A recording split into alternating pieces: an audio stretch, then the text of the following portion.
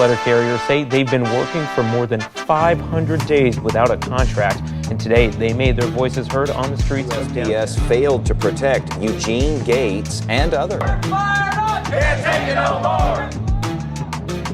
Mail carrier robbed at gunpoint. Yes, are targeting these mail carriers for their universal keys. Nearly 1,200 reported attacks and other assaults on postal workers just last year alone. So I wanted to thank President Brian Renfroe for coming on this podcast this evening. Like I said, I know you've had a very busy month, and I really thank you for coming here on a Saturday night. My name is James Capone. I'm president of Branch 764 Dedham, Massachusetts, 18-year letter carrier. So let's start off easy, Brian. If you're driving around in Mississippi, what's on the radio? Oh, I'm a metalhead, man. Really? Yeah. Wow. No, I guess I sort of grew up in the, I grew up not far from New Orleans, and I grew up in kind of the Pantera times, and I love Down. Right. Crowbar is one of my favorite bands. Corrosion Conformity, Nice. I like a lot of stuff though. But I got Master of Puppets in my CD player in my car. That's how old my car is. But yeah, I get it. All right. That's classic. The things that should not be is my jam right now. So right on. So I can talk doom metal with the best of them. All right. So we got a lot going on now. I was at the WebEx meeting last night. There is definitely a lot of changes coming. Would you like to start to give a quick rundown on what is going on for people who may not understand the full aspect? Yeah, I'll do it as quick as I can. I think the easiest way to do it is just sort of tell the story of the last, I don't know what it's been now, maybe like 52, 53 hours. So Tuesday, kind of late afternoon, we got wind along with, the folks at the Postal Service and the Board of Governors and, the unions and other people in in the whole postal world, I guess, that the administration intended Thursday night to issue an executive order that would have made several drastic changes. The first would be to fire all the governors and eliminate the Board of Governors that governs the service, to abolish the Postal Regulatory Commission, which has regulatory authority over pricing, over, they have the obligation for measuring service, to get rid of the leadership at the Postal Service. I know everyone, I'm sure, saw earlier in the week that the Postmaster General is leaving. Eliminating the leadership of the Postal Service, I think there's probably a fair chance it would go beyond just the PMG. But then also to change the Postal Service from its status as an independent federal agency, which it has been for 55 years, since 1970, since the Post Reorganization Act, to put it under the president and put it under the Department of Commerce. Now, there's a very important piece of this with the Department of Commerce. The Commerce Secretary, who was just sworn in a couple of days ago, is a fellow named Howard Lutnick. There was an article in the Washington Post that I'm sure a lot of you saw back in December. It was a little bit speculative, and to be honest, that reporter is not my favorite reporter. I won't mention his name, but I don't think he has the most integrity. So I'm not sure how, solid his information was, but the article nonetheless talked about that the Trump administration may look at privatizing the Postal Service. Well, that information came directly from the chair of the Trump transition team. After the election, this happens in every transition. There's a group of people that are responsible for figuring out their priorities, over the first 100 days and what have you, who's going to be in what positions and all that stuff. Well, the chair of the Trump transition team was Howard Lutnick, the guy that's now Commerce Secretary. So the intent was very clear. The White House sources to several news outlets initially yesterday morning denied this and no, we're not planning to do that.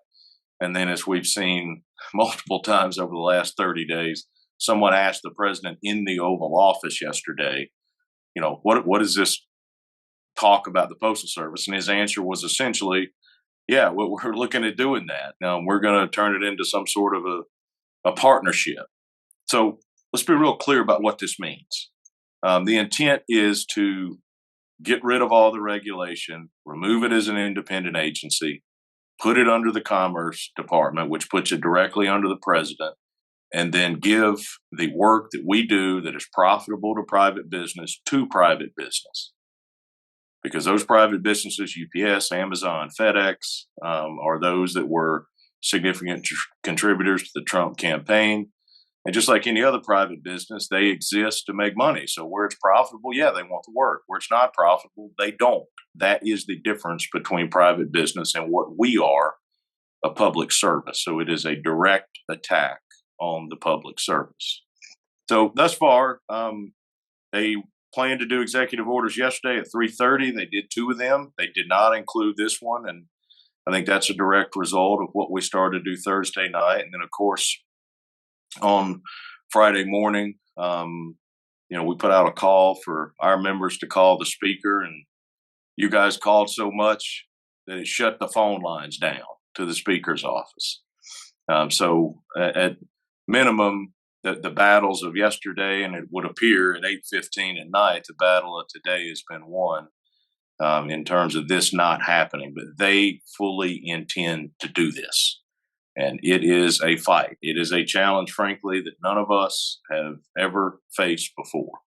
So we have to just continue and sustain, day to day, ensuring that we together use every single avenue we have to stop this from happening. We've got a lot of plans for things to do.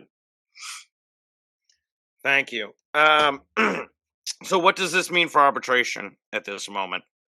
Yeah, so the Executive Council, when we learned about this on Thursday, I immediately scheduled a meeting that night with the council. Right before we started the council meeting is when the story in the Washington Post broke. But that was one of the things that we discussed is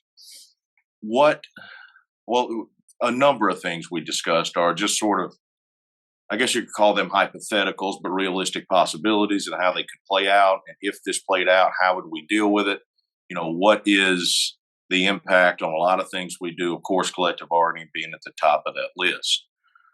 One of the realistic possibilities that we have to prepare for, and we are prepared for at this point, is the president taking this action is illegal.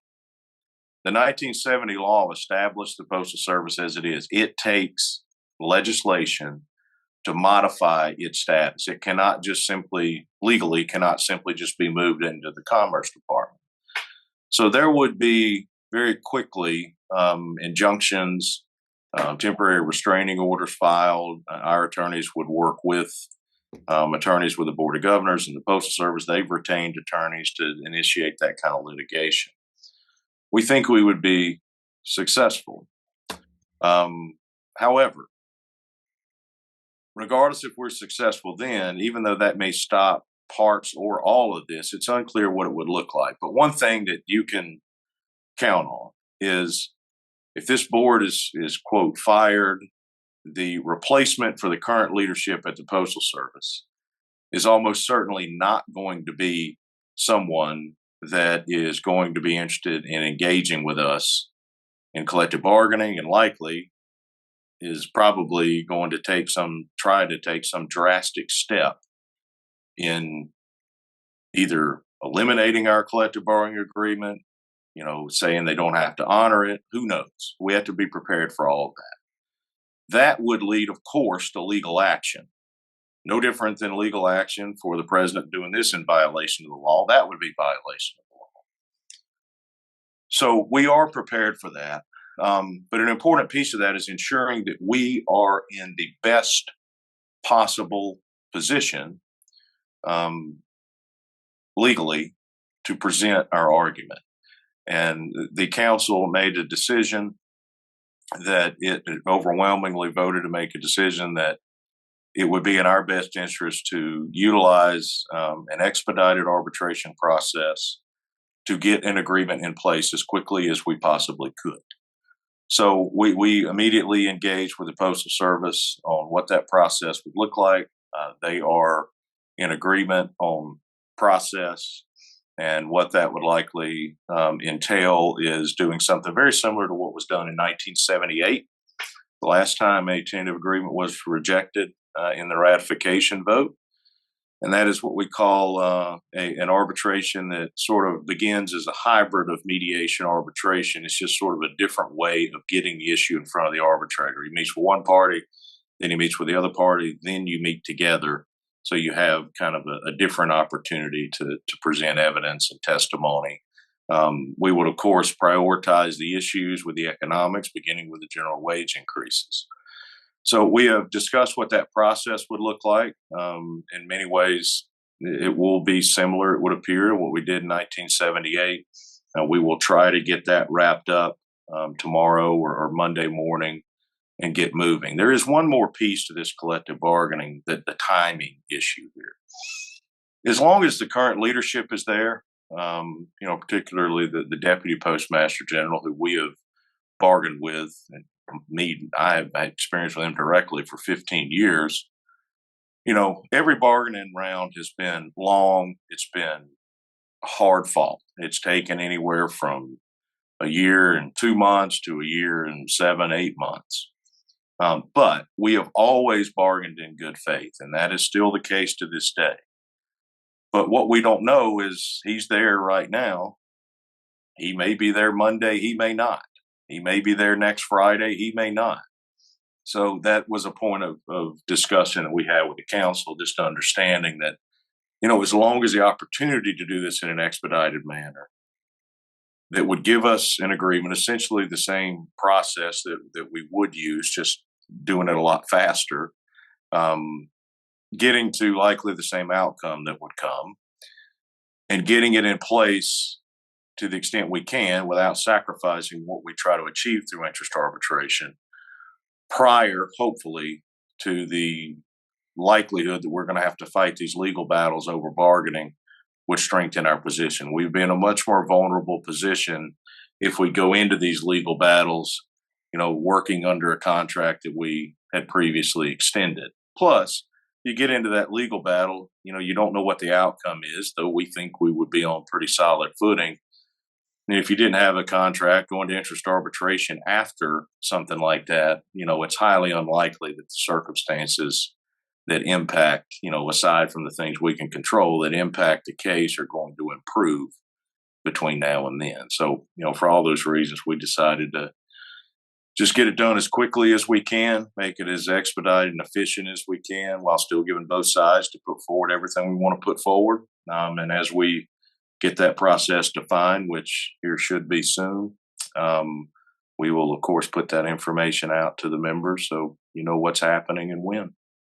Now, was this a unanimous decision by the executive board? How did that play out? And do we have any dates that Nolan is available? Do we know when he's around?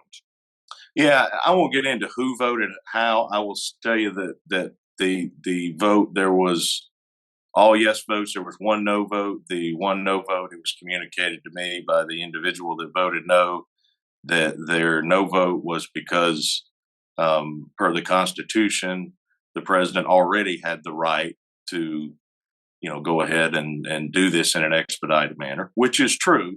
That's not incorrect, but the no vote wasn't an indication of a disagreement with the approach. It was just that, thought that the motion was not necessary. Do we have dates? We solicited dates the other day from him as soon as, the council made the decision on Wednesday that we did not have a new or modified agreement to send out for ratification. We were going to interest arbitration. Of course, with this kind of change in direction, we are going to basically what it is. We have an agreement that we will enter into about what the process is. We've not signed it yet, but I'm pretty sure we're in agreement on it. And part of that agreement is modifying how we solicit dates. So basically, we would ask the arbitrator, instead of just for only full days in blocks, if you've got a half a day, a 2-hour period in the evening, that kind of thing, just as soon as he could do it. So, no dates are set yet, but like I said, I think that process will be worked out within the next day or two. the folks over the Postal Service are, I've been pretty busy the last couple of days. They're pretty busy too. So, but we've talked all day, pretty much every day. And once that agreement is in place and we get those dates, we will certainly let the members know, which I really hope and I'm going to push as hard as I can possibly push to make that happen, at some point next week. Like I'd like to figure that out Monday and have a hearing, starting Tuesday night if we could. But we don't know exactly what his response is going to be. So there's a lot of chatter with people talking about how in the past month or so, the NALC has really stepped up its game with the Fight Like Hell rally, the Facebook posts, and there's been a question of why wasn't that happening all along? Or is this something that's happening in the background that people don't know and now there's more of a push? I think a lot of guys wanted to see more of that social output on social media from the NALC. Yeah, no, it's a good question. I guess let me take it in a couple pieces. First, the campaign that we branded Fight Like Hell, we had an official kickoff. I don't know, what was that? Not this past week, the week before, was in part developed because we knew this type of battle would come. We did not, necessarily know when. It was sort of undefined. But we knew under this administration and with the current makeup of Congress, and maybe even more so, just if you notice, you hadn't heard a peep from a Republican in Congress about this whole potential executive order. That's because they are all scared to death of the president and the administration. So there's an interesting dynamic there. Anyway, we knew that was coming. So that was a big part of, the Fight Like Hell campaign.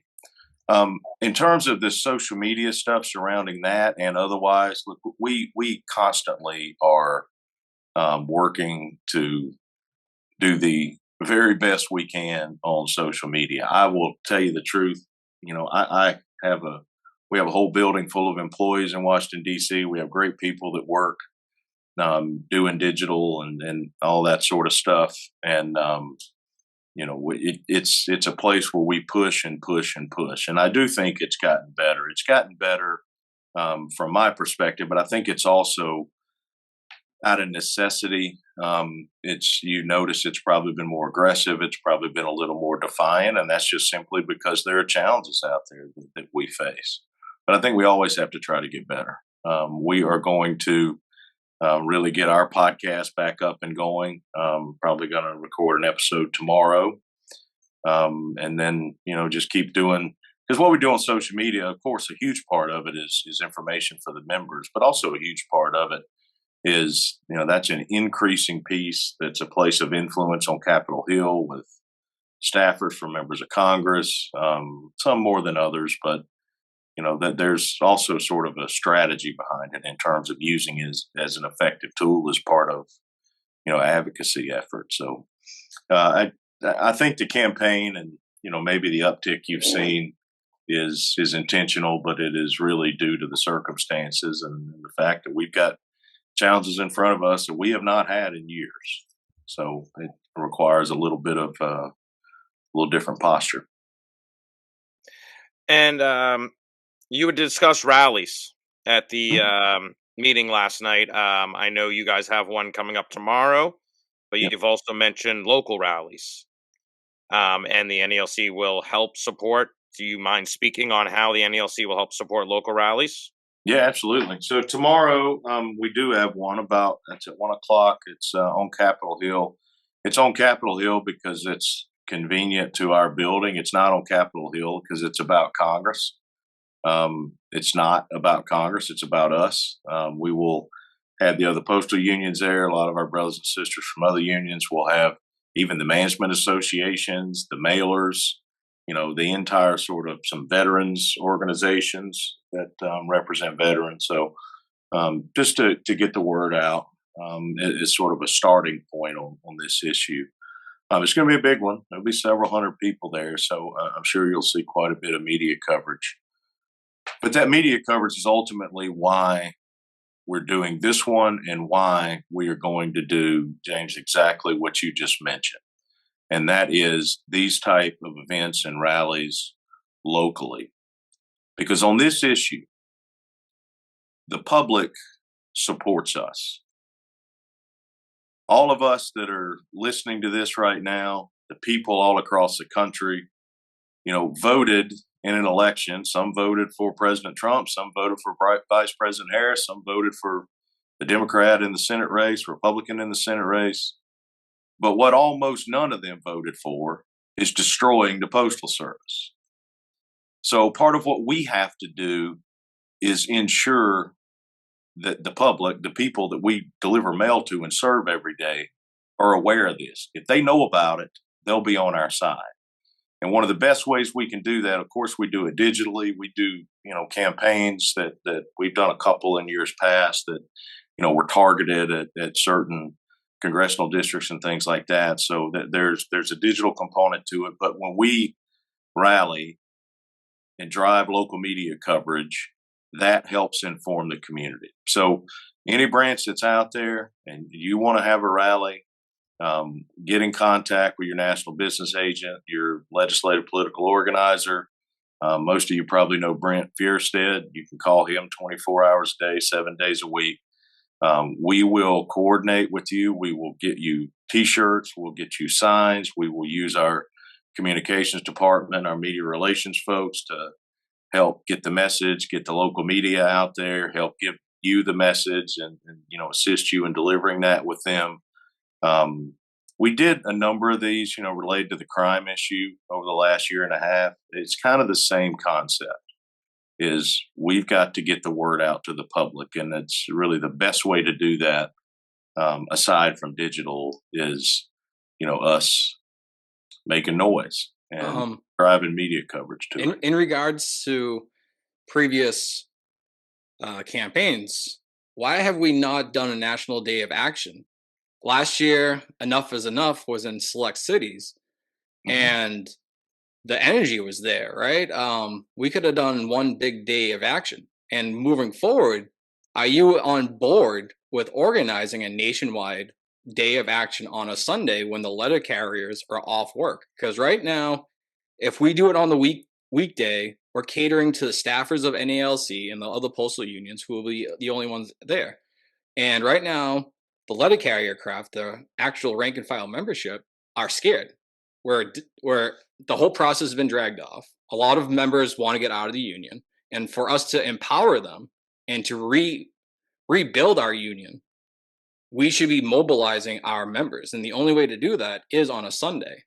And people are like, oh, but the post office is closed. But if we have 1,000 cities or even 500 cities or 20 cities across the country on one day organizing rallies, from Boston to LA to Miami to Chicago, and we invite politicians, that is a big way to get supporters on our side. And it will make national news, because right now, you can talk to any letter carrier, and within the past 24 hours, at least one customer has come up to them and be like, oh, you guys are getting destroyed.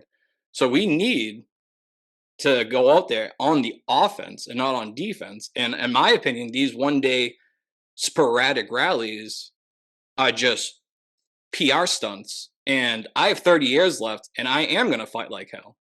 And you did use Mother Jones, who was a founder of the IWW, and she did believe strongly with the belief that an injury to one is an injury to all.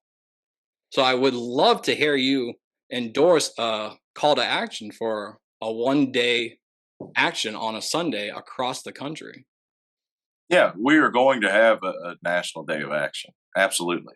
We've had a number of those in years past over certain topics. Those who've been around a while will remember back in 2011 into 2012, we had, this was a legislative threat, but, following the recession of 2009 and 2010, there was legislation to do sort of draconian things like this. And, we coordinated national days of action then. That is going to happen. But I want to stress this. Everything we do when it comes to issues like this, when it comes to influencing people on Capitol Hill, informing the public, it all has a strategy behind it. I mentioned you're not going to see a Republican talk about this. You're not. But where we have done these rallies, take the crime thing, for example, it is intended to happen in places where, of course, our locals want to engage. But in almost every one of those places, we have seen upticks in prosecution. We've seen, because the U.S. attorney's offices react to public pressure. The same is true here. There are approximately 34, 35 Republican members of the House right now that we, starting Thursday night, really started to push on. You're not going to hear them talk about it publicly. You're not going to see it on social media, but they are all over the Speaker of the House. They're all over the White House because they have competitive House races in 2026. We don't have to 2026 though, Renfroe. We do not. Let me finish. Hold on. You asked, brother. You asked, but let me finish. Okay. Right. That is the only thing this White House cares about is 2026 and what happens in the election. The only thing that motivates them and will move them off of an issue. This has been proven over the last 30 days. There's examples of this. The Department of Agriculture is one. They kept DOJ out of there because they were worried about 4 or 5 members of Congress that are Republicans, that was going to piss off a lot of people in their district and have political consequences in 2026. All they care about is keeping control, and keeping a majority in the House is important. So when it comes to what we do locally, rally-wise, media-wise, we do a lot of things where we have a lot of branch presidents and so on do media that are not connected to rallies. It's all about influencing particular individuals. So, I think the idea that a branch having a rally that headquarters supports and we send stuff to them, we help coordinate the media, it doesn't do any good is nonsense. That said, there is a huge benefit to a well-coordinated national day of action that brings in the entire community behind an issue. And on an issue like this, that's going to include, of course, the other postal unions, as most issues would, but it also includes this entire the mailing industry, which is bigger in some locations than others. So that is one of the things that in the discussions that I've had multiple times a day with the other postal union presidents, what we are planning to do. It will be a joint action that even in the smallest of small towns where there might be 1 or 2 city carriers and a handful of rural carriers, we're going to do it across the board so that it is a true national day of action, and it is absolutely something that'll be a piece of this, and it can be effective when it's done right. So, go ahead, Chris. I got a quick question here. So in 2019, the membership overwhelmingly ratified the tentative agreement with over 94% voting to accept the tentative agreement. Mm-hmm. The vote was ratified 60,111 to accept the agreement versus 3341 to reject. With our current TA, 71% of the members voted to reject it. The vote was 63,680 to 26,304, with almost double the amount of carriers coming out to vote. What do you think of the mandate of the membership when the vote reject was so high? Does it cause you to handle the arbitration process differently? In some ways, yes. First off, I think that the fact that the turnout increased, frankly, for the first time in decades, over the last ratification vote is excellent. I think it's fabulous. It's so good. It went up by basically a 50% increase. I think that is phenomenal. Yes. So we did a few things after, I have a really good sense from, talking to people all over the country and, the stuff that we just hear day to day in the office, as well as, what I hear from branch leadership and shop stewards at RAP sessions and things like that, attending branch meetings and so on. You think you have a good feel of the reasons why. We also did some polling. Some of you may have gotten a text message back, I think it was on February the 3rd or 4th. And that polling of our members is just designed to provide a representative another point of information that told us exactly what I think we already knew, and I think probably every one of you would agree on. And that is that the most important thing in any contract is the money. It's about economics. It's not that we don't care about work rules, and certainly those of us that, might have certain pieces of the agreement that we care about more than other pieces, in terms of, something like me, I'm kind of like an Article 12 nerd. I mean, there's all sorts of, different perspective, but overall, the economic piece and the piece that was really clear to me was that the number one area of the tentative agreement that needed to be improved was the general wage increase portion. Not that that was the only one, but that clearly was number one. So basically, the approach has been to prioritize it. Does it change what we try to achieve in interest arbitration? It might change a little bit in terms of, what our initial offer would be. It could also change kind of the natural progress that happens as we put on testimony and get feedback from the arbitrator, because that's something that takes place throughout the process. As far as the case that we would put on, the evidence to support it, the only thing it changes is that, of course, the first thing we were going to do is put that tentative agreement down and then put the results of the ratification right next to it, because that's in our benefit to do it. To say to the arbitrator, this is what the tentative agreement was, this is what the members vote, which leads to the natural conclusion, of course, and what we would argue is that it has to be more. That's really the main thing that it changes, is utilizing that as a tool in interest arbitration. All right. And my one follow-up question to that would be, why didn't we go to arbitration in the summer of 2023? Yeah, because we were, making progress in negotiation. We made progress in negotiations for months, and ultimately, you guys have probably all heard me say this. When we came to the point of tentative agreement, we did that because I did not think we would do better in interest arbitration, and I still don't think we'll do better. Just thinking realistically, particularly with everything that's going on now, all the uncertainty. And when I say do better, I'm not talking about any one specific, part of the agreement. I mean, there's ways to, look at the economics and increase something here and maybe do something differently over here. I'm speaking just generally.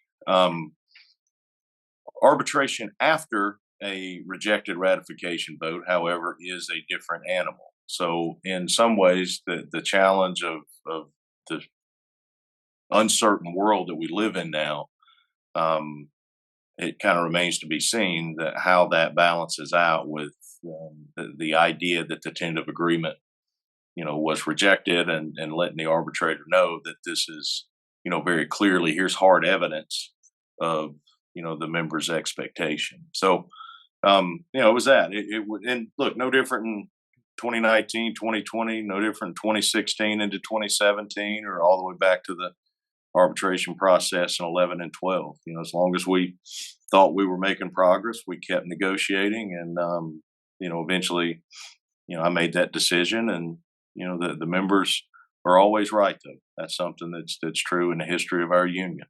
And whatever the outcome is here, the members will still be right. And I can promise you, we will fight for and have been preparing, and to get the best outcome we can get. So, Brian, some branch presidents have come out in their newsletters as of recently discussing these different caucuses going on and saying that they're divisive and disruptive to the union, going as far as to almost call them as trying to break the union. How do you feel about that? And do some of these things that these groups do that attract attention, are you ever willing to meet with them and figure out what the NALC could do to attract attention and affect members the way that they're able to reach out to them and sit across the table and see things that they're working towards or ideas they have? Look, I don't, to me, we're all letter carriers and we're all the NALC. I don't see or really view our union as, having, caucuses or groups that are split one away from the other. I mean, I will talk to any member of the union about anything. Now there's only 24 hours in a day, but the fact that someone has some sort of association with any individual or group, that's not important to me. I don't make any decisions based on any of that politically. I think if you look at, I've got people that are friends that I've worked with for a long time that are involved in different things, that they feel like is in the best interest of, I presume they feel like is in the best interest of the union. So, I think there's 280 something thousand for us. And I think there's room for every single one that wants to be involved. There's room for every single one that wants to, have some influence or have a say. We are the most democratic, little d, democratic union in America. And the discussions that, take place around the country, whether that's in the form of, my preference obviously would be for that kind of stuff to happen at branch meetings and within the constitutional structure of the union. I do think there is potential harm in, creating different caucuses if they do result in division. But I can tell you from my perspective, that division is not something that I hold that affects, what we as a union do. The stuff that I have control over. So, but look, it's more important now than ever that whether, it's the national union at the regional level, the branch level, if there's personal differences, political differences, any sort of differences, we face a threat that is unprecedented here.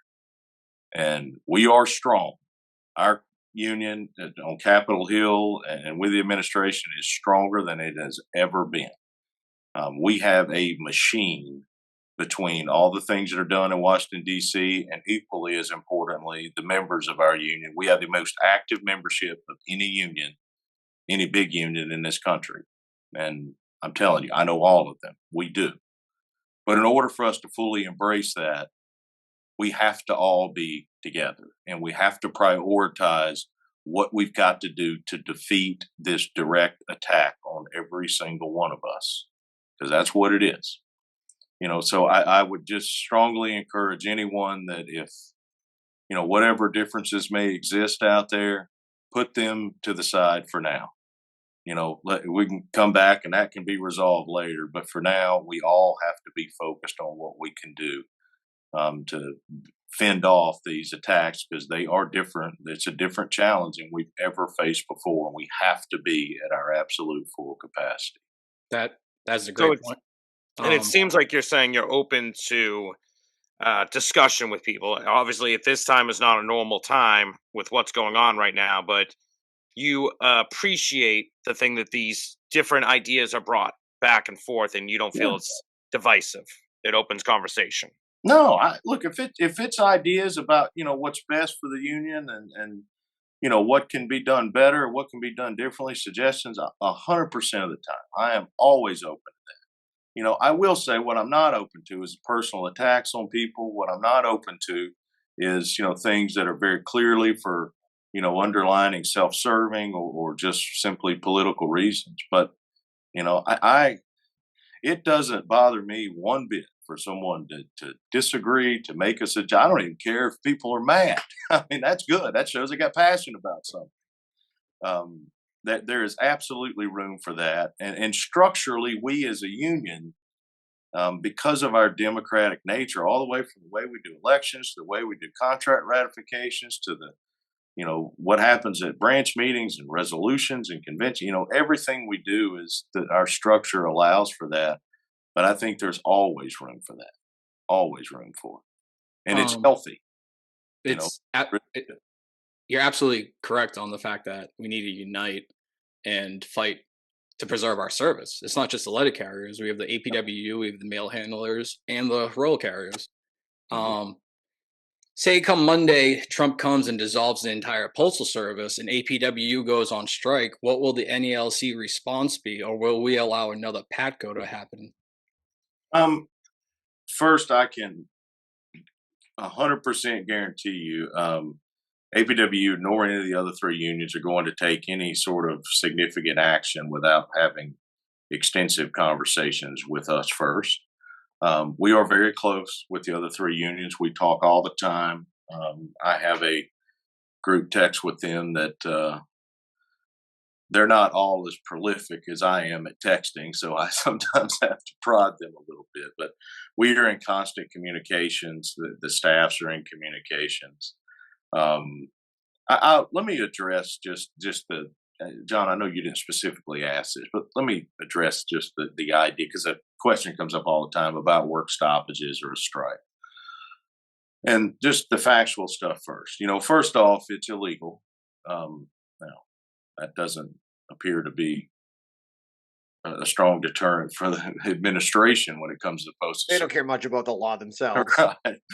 But it's illegal. So, on a day-to-day basis, to say to, I encourage you to say to the folks that you work with, don't talk about that on the workroom floor.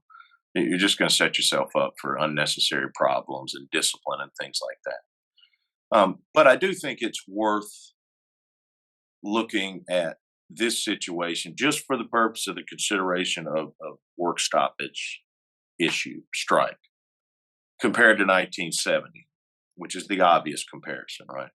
In 1970, the strike was to put pressure on the White House, put pressure on the Congress, to drive the citizens of the country, to put pressure on them to make change. And the change was giving us collective bargaining rights and creating this independent agency, the Postal Service. This is a very different scenario because we can engage the public and get them to understand the impact it'll have directly on them, Trump's threats. But a purely hypothetical, we'll be very clear about that, a purely hypothetical work stoppage, this is not something that the White House, that's what they want to happen. Look around the government. They'd be thrilled if when DOJ shows up at, whatever place and their goal is to get rid of 30% of the people and, 30% of them went on strike, they could just fire them.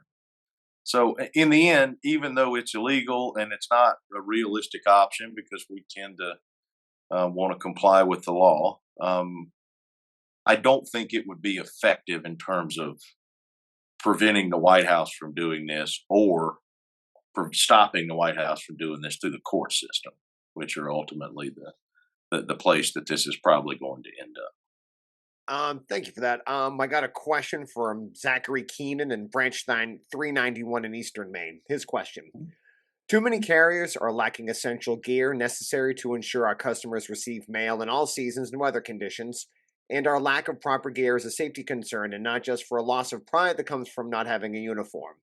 Will the uniform predicament be part of the economic considerations to be determined during our expedited collective bargaining arbitration session? It will be part of the expedited arbitration session. It will not be part of our economics because I refuse to have the uniform allowance be a piece of the economic package. The economic package is wages, benefits, and things that pay letter carriers. The concept here, and I've been through this over and over and over with the Postal Service. To me, it should be real simple. I'll be real honest. I don't know why we even negotiate an allowance. If they want us to wear uniforms, give us uniforms to wear. It's that simple.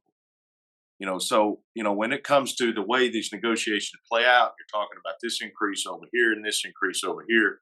And then the Postal Service says, well, if uniforms increase this much, it costs me this much. My answer is, I don't give a shit about your cost of the uniforms. You want us to wear them. So, yes, it's part of the arbitration, but the way we present it is separate from the economics. In other words, I am, very careful to keep that from being like a consideration for the arbitrator to give us, for example, a tenth of a percent less of a general wage increase in a particular year to pay for a uniform allowance increase, because that's, that all that does is save the Postal Service money and, doesn't do anything to help us economically. But the bigger picture with uniforms is, regardless how this turns out, we get through this battle here. The uniform program is going to significantly change, and what goes in front of the arbitrator really is more about just what do we do in the interim, over the next year or two. That's kind of how we'll present it, and we've got pretty compelling evidence, I think, to get an award that'll on uniforms that'll result in some significant improvements in the short term, just as sort of a stopgap until we totally change this thing. So I want to switch gears a second towards the presidency situation. So one of the issues a lot of PIM members have is in regards to the education and the way that we present education to the members at all levels, even from reps down.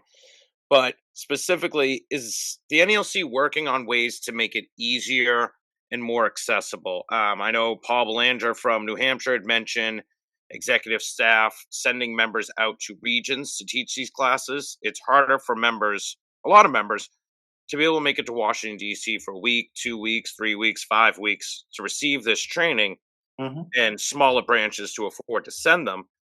There has to be some kind of worry that you're losing out on bright, intelligent, great reps that are unable to attend these things, that are just sitting in the background begging for education. Yeah, that's been a worry of mine, frankly, for years, and not just a worry that they're young. I mean, I think most of them are bright, but that we have people that because of personal, circumstances or obligations are not able to travel, even if the branch does pay for it. So we have been working on really for about a year now. Two different things that are education related. And I know, people ask me sometimes that, for years we had a guy named Ralph Goldstein was director of education, and then Jamie Lum replaced him. And Jamie, good friend of mine that I worked with for years, that retired. Why do we not have a director of education now? The reason is we basically have 3 people that do the work that a director of education used to do. There's a lot more surrounding education. So to me, it starts with, we are really good as a union in general at classroom style training. All our NBAs do regional training. Many of our branches do great training. We offer the things we offer through headquarters. But I think there's room to improve it. And there's several steps in that process. Step number 1, to me, is to ensure that the structure of the curriculum that we create can be used no matter what setting it's being taught in. So we started a project.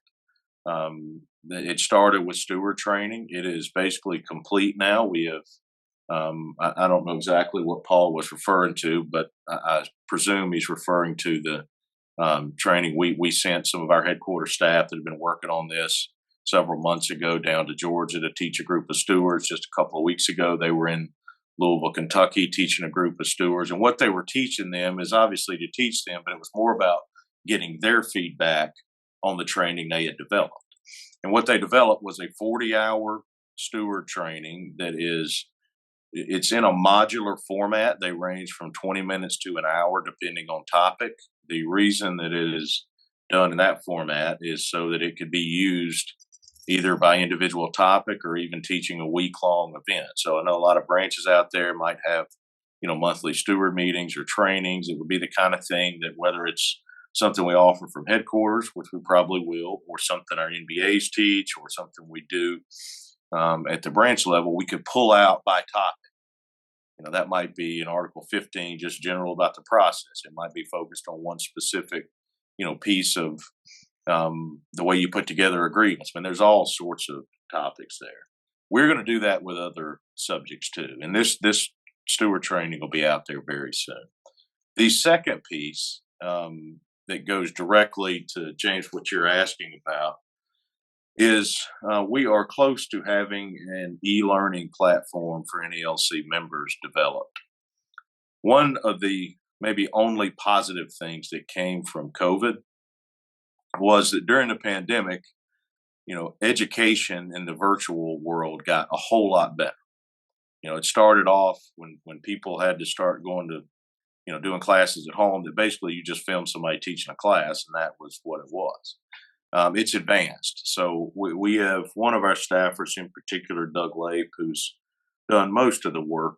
He's one of the letter care staffers. He's from Branch 43 in Cleveland, Cincinnati, Ohio, that works for me directly, has worked on that steward training, but he's also built this e-learning platform along with a vendor that we use. And the idea is to in no way replace anything we do in person training. It is designed to supplement it, but also offer opportunities to those that for whatever reason may not be able to attend an in-person training.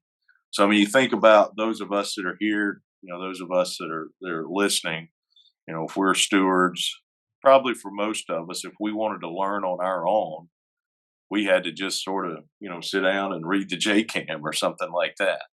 This will be a combination of giving us the ability to, on your own time, take classes that are designed for letter carriers, for stewards, on specific topics, while also having some skill development things. Like some people, it's really useful if you know how to use Excel well, or Word, or whatever, Microsoft Office type stuff. I think that is a big step forward for us, and it's part of a kind of larger plan. The e-learning piece is the first step. The steward stuff will be the first thing there. We can move into OWCP and other things, but making that part of a larger kind of platform for any member to use that is involved in any portion of the work we do as a union. I've always had this idea of creating a program for stewards that was essentially like a TurboTax for grievances, where you if you're a steward, this would be something that just kind of makes the work of putting a case together more efficient. We've published, I don't know, hundreds at this point of grievance starters that are out there, and there's, all sorts of tools and resources that we use. Putting them all in one place makes it easy for us to store grievances that we put together, can, help do things like frame issues, can help provide documentation. At minimum, we end up with, a form filled out the right way and a decent issue framed, and, can kind of incorporate the grievance starters and all the things that we put together as tools, kind of bringing them into one place. So, that's kind of the bigger picture view of this, but we thought that the e-learning piece, just James, going straight to your point, was the first place to go. I'll tell you, it's a big effort. It's a very expensive thing to do it right, but it's going to be done right, so that I think that'll give every single one of our members the opportunity to get involved and learn, no matter where you are, no matter what you have the ability to do in terms of travel and stuff like that. One of the most pressing issues right now, and the questions everyone wants to know, is what is the actual time frame for arbitration? Do we know, is it going to take 2 years again, or is it going to take 2 months or 2 weeks? It would be great if it took 2 weeks, but I don't, know that yet. So what we will have here soon, tomorrow, maybe Monday morning, hopefully at the latest, is an agreement with them about what this process will be. We have kind of verbally agreed in concept, and part of that is modifying the way that the dates that we've solicited from Arbitrator Nolan. So to do sort of a traditional arbitration hearing, you solicit blocks of dates. So you might get 4 straight days 1 week, and then you have a week where you don't have hearings, and you get 4 or 5 consecutive days the next week.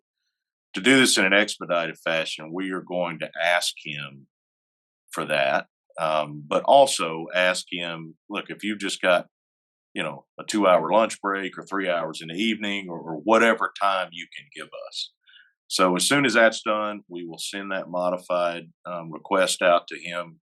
And as soon as we get the information back from him and start the hearings, we will put something out about when those will be. But in short, we are going to do it as quickly as we possibly can. That's good. Without sacrificing the quality of the case. Are we going to sacrifice the 1260 or any of those, or is that locked in? Are we stuck with these concessions? Well, I would not call them concessions. I'd be curious what you thought were concessions first. Concession? What my thing is? Yeah. What part of the agreement do you view as a concession compared to what we have now? The labor movement's built around 8 hours of work, 8 hours of rest, and 8 hours of sleep, and what you will. If we're gonna allow people to work over 12 hours, say you have 2 people working over 12 hours, that's 8 hours right there. That's a third worker. That is a concession. We should be advancing the labor movement. We should be creating a firm 10-hour limit. If someone wants overtime at 10 hours, they should be able to work at 10 hours and clock out. So it is a concession. And I'm not the only one that's saying it's a concession. That's one of the hottest topics right now is the 1260. We should not have to volunteer to make poverty wages. And that's a fact. Our wages have declined. In 2006, the starting pay for a PTF was like $20 an hour. So it is a concession. We don't know what USPS's first offer was 2 years ago, but a lot of people want to know is not just the wage stuff, but people want to know, is everything back on the table, and what is not on the table, and what are we as NALC keeping? Okay, well, first off, let's be clear about what was in the tentative agreement, because it sounds like there's some misunderstanding. The only changes to maximum work hours, the only changes are this. Letter carriers who right now are told they have to work beyond maximum work hours would no longer have to do that. They would have contractual protection against discipline for clocking out and going home, whatever instruction they're given. That's one change. The second change is those that are on the overtime desired list, if they volunteer, they could work beyond those hours. That's the only change to maximum work hours. Oh, there is one more in the TA. That if they volunteered to work over or worked over for any reason, they would be paid a new pay rate of 2.5 times pay. That's the only change. There's no change to the overtime desired list options in terms of work assignment, or I don't want to be on the list. There's no change to Article 8, Section 5F about what the normal hours are, 8 hours, normally no more than 10. None of that changes. So the only piece that I look at here is this. One of the major problems we have around the country in areas that end up in, mostly it happens in places that have staffing issues, obviously, is continuous violations of what Arbitrator Mittenthal said 37 years ago. And that is that the work hour limitations in Article 8 are absolute. And then we've had 36 years of arbitration decisions and agreements made about why it's not absolute. And letter carriers are constantly forced to work past the maximum work hours. This is an agreement that was made to stop that and put the power in the hands of the letter carrier. It does not change anyone that's not on the overtime desired list. It doesn't change those who are on the work assignment to work past 10. It doesn't change the impact, as I said, of Article 8, Section 5F. All it changes is right now, when you get to those maximum work hours and they tell you to keep working, you have to keep working. It would change in the tentative agreement that if you got to your maximum work hours and you're a full-time letter carrier, you clock out and go home, and the contract says you cannot be disciplined for it. That is a change, and the change that would allow the ODL folks to volunteer. So I just want to be clear about what that is. Then I think I've heard people say this would render Article 8, 5F, not applicable anymore. That's the most foolish management sounding argument I've ever heard. I just want to be sure we're clear about what that language is.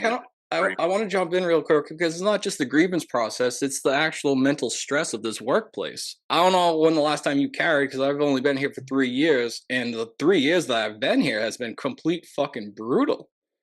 One of the biggest concessions I see is the reduced office time. And people say it takes what it takes. Then if it takes what it takes, why do we even have these standards? We should just have in the contract it takes what it takes. So if we're reducing the office time, that is going to allow management to abuse us. And they are abusing us. And if you're a new carrier, as a CCA, you're working 2 years and you get treated like shit because we view you as shit, right? Like they don't even get retirement benefits. And then here they are, they become a regular. And then right away, that manager is going to say, this is an 8-hour route. It could be one of the most overburdened routes in the office that no one wanted. The CCA gets awarded it. And management's going to turn around and be like, this is an 8-hour route. You should be out of the office in 10 minutes. You should be done by now. So it is viewing it as a mental stress issue, as a mental occupation. Like it's a toxic work environment. You're 100% right, brother. And reducing the office time, it grievance aside, because not a lot of people are going to file grievances because they know the management's going to turn around the next day and abuse them mentally more through scanner messages, through text messages, by taking them off the schedule if they're a CCA or PTF. The toxic work environment is one of the biggest reasons, and by reducing the fixed office time allows management to come in and pretty much make this place a permanent toxic work environment. Unless NALC knows something that we don't know, but like the office time is pretty crucial for our job, because down here in Naples, Florida, if we could stay in the office a little bit longer, we could actually save lives. And as we recently seen out in Texas, God bless Eugene Gates, heat does kill us. And if we could extend the office time instead of reducing it, that should be our goal. Certified mail is now in our DPS. And when I was a CCA, I didn't really get that idea until I became a regular on this route. And it's like, I'm inside this LLV at 2 o'clock and the sun's beating down and my thermostat says it's 120 degrees in there as I'm trying to fill out a pink slip to leave a notice or knock on the door. Whereas we should be able to do that in the office in the summertime if our times don't count. We should be advancing our office time to make sure that we are safer on the street. So I think this contract is loaded with concessions, and I think we voted it down, and I think the entire contract needs to be scrapped and start over. Well, let me address a couple of things you said. You're absolutely right about the toxic work environment. That's why we exist as a union, is to fight the assholes that create this environment. That's what we do. That's why we're here. And that's why most of the world does not have the ability to fight these assholes. So it's a huge part of the bigger picture piece that we started off talking about today, to protect against this business of busting jobs and unions, is so that we maintain the right to fight these assholes that create this environment we work in.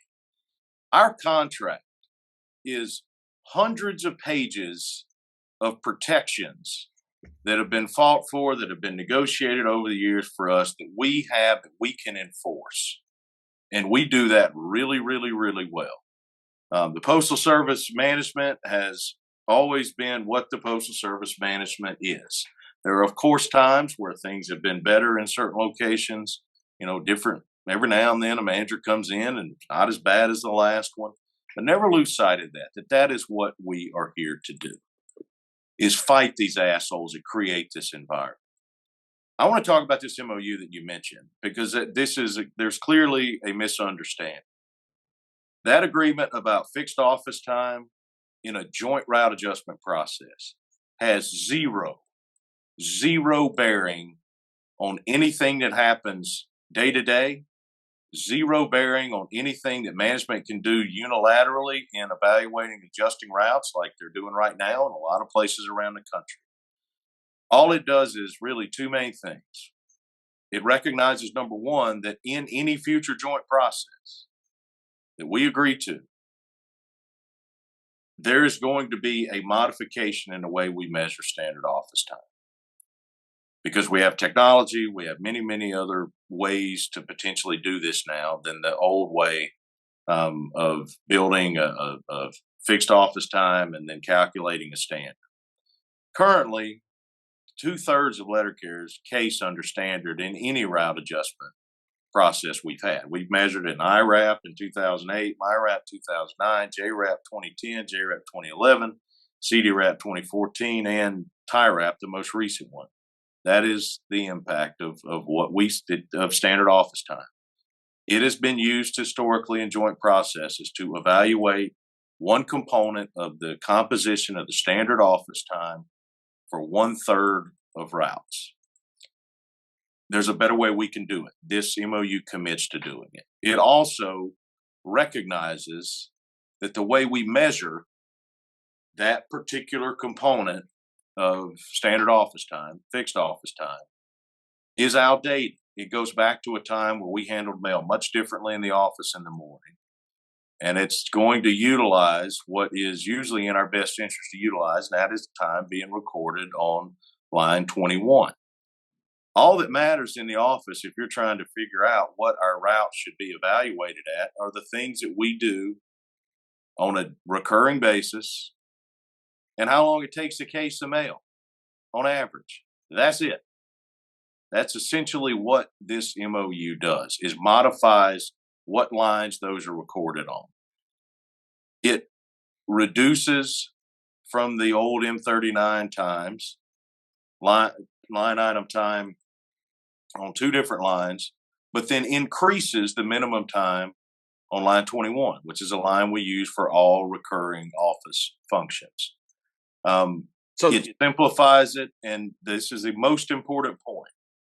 It puts the Postal Service in a position that in any future joint process that we agree to, they have to come to the table on what we've been trying to do for years, and that is to modify the way that we evaluate office time so it better reflects what the letter carrier has actually done on the route on average, period. It does not change anything that happens day to day in your office. I just want to be sure there's a... No, it absolutely does. Any MOU absolutely does. The 1 hour office time absolutely destroyed so many offices with bully managers. Like we agreed.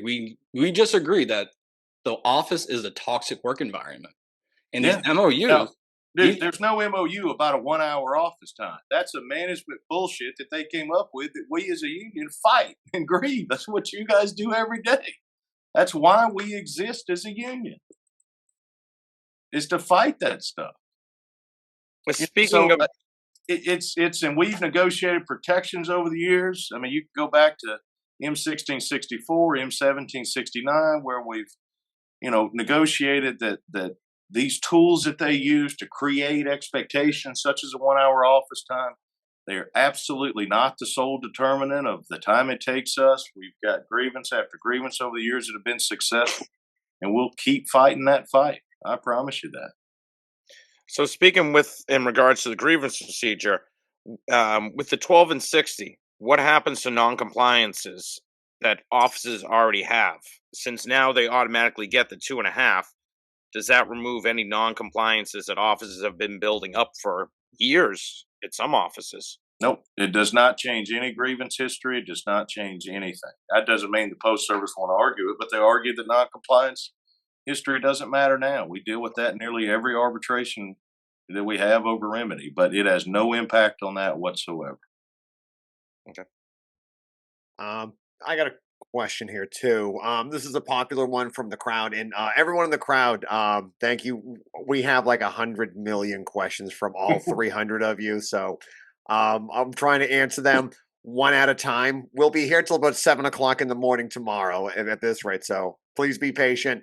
Please stop control V-ing the same thing. I'm getting there. All right. But anyway, thank you for patience in the audience. Question here. And this one comes up. Why did you turn off comments for the NALC Facebook page? Why can't they turn back on so political, Congress, and other representatives can see what we're saying about privatization? Comments were turned off because there were things that were commented that presented issues where we would either have basically a legal obligation to begin to block and report and remove people. And to be very honest with you, I have seen very few of those comments, but we chose rather than to do that to disable comments because now I didn't want to get in the practice of, us taking on some responsibility to go through and start deleting and blocking members of the union that, maybe had a bad moment and wrote threatening things that, we as an organization did, had a obligation to not allow. So ultimately, our social media channels, NALC's official ones, are to get information out. They are not necessarily placed to facilitate discussions, but it was essentially done on legal advice so that we would not spend our time and our people, not me, but our communications folks wouldn't, and lawyers wouldn't have to spend their time going through and disabling comments and blocking people that, there's plenty of places online for folks to have discussions. That's never been the intent of our accounts. I will say there are no comments turned off on my official Twitter or any of the other social media accounts. It's just on the official NALC accounts. Okay. That is officially yours on Facebook. It's not a fake, because everyone can make a fake account, but that's literally you. So if people ask, is this really you? That you do have an account on Facebook? That is you? I do not have an account on Facebook. No. Okay. My Facebook account was disabled for the very same reason. Okay. All right. And I had one more. It is, however, me on what is it? X. X. Okay. That is 100% me all the time. Okay. Perfect. All right. There you go, folks. And I got one more because I got a million more to ask, and then I'll kick it back to Capone and Murphy on this. Mm-hmm. Question from Ernest Gonzalez from Branch 421 in Texas. Had the TA passed and we created a NS day list, how would equitability have been calculated? For example, 2 ODLs had different days off. Are they equalized hours wise to each other? If one works every NS day and the other only 1.25? Yeah, good question. So this actually took a fairly long. Ernest says you didn't ask this, but it's still a good question. I just saw that pop up while I was talking. This was something that we went through a million different scenarios in bargaining, and ultimately we settled on, I think, what is a very simple solution, and that is that the tentative agreement includes a very simple, straightforward JCAM change that basically says all the existing equitability rules apply, going all the way back to Arbitrator Duffy's award in the 80s. The change is that everyone must be made equitable with those that are on the same list as them.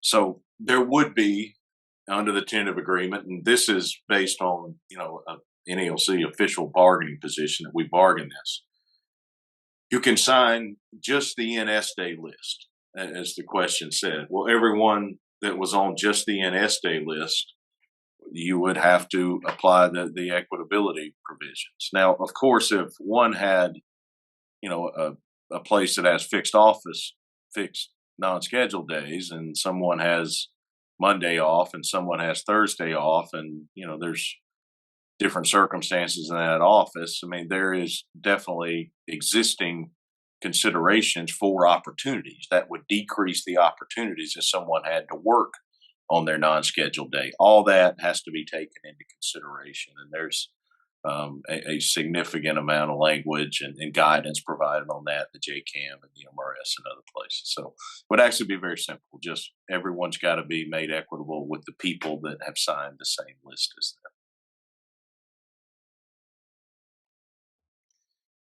them. I had a question. Lost it for a second. So going back to the negotiations, did we know about the situation with Trump during that 15-day period, and how much did it affect that? If it is true, and the post office wants it done fast, why didn't they offer a better offer? At some points, it almost feels like they maybe even went backwards. No, it was not known. There was nothing known during the 15-day period that we didn't know, basically going back to November, but since the election. I mean, after the election, as I said earlier, we had a pretty good idea that, there would be threats like this. I mean, we didn't know they'd be all at once or really didn't. It was kind of undefined. We didn't know what it would look like. That really did not change at all until Thursday, which was, Tuesday was the 15th day. Wednesday, we had a council meeting. We really did not know this, nor did anybody else, even the Postal Service, until Thursday after.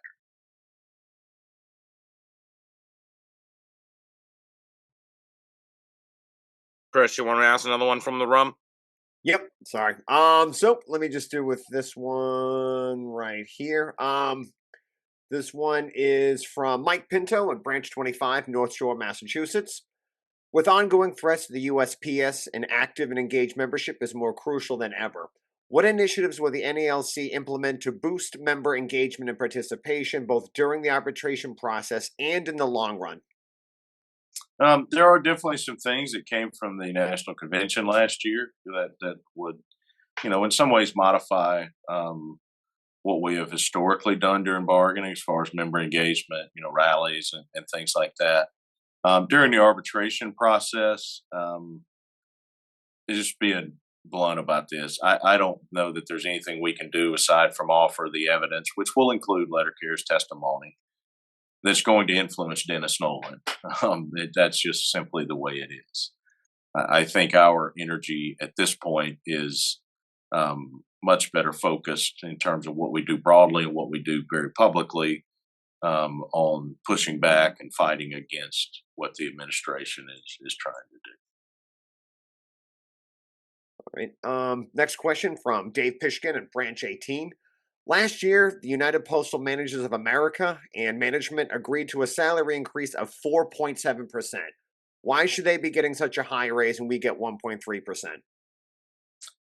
Yeah, well, first off, they don't negotiate. I know I actually talked to both their presidents today. They're going to come to our rally Monday, both the management associations. Theirs for last year was 4 point whatever it was. If you took hours and combined it with what the COLA would have been, managers don't get COLA. It would have been essentially, I think, right around almost 4%. If you go back and look over the last 4 years, 6 years, 8 years, 10 years, whatever period you want to look at, our pay increases have been significantly more in totality than management pay increases.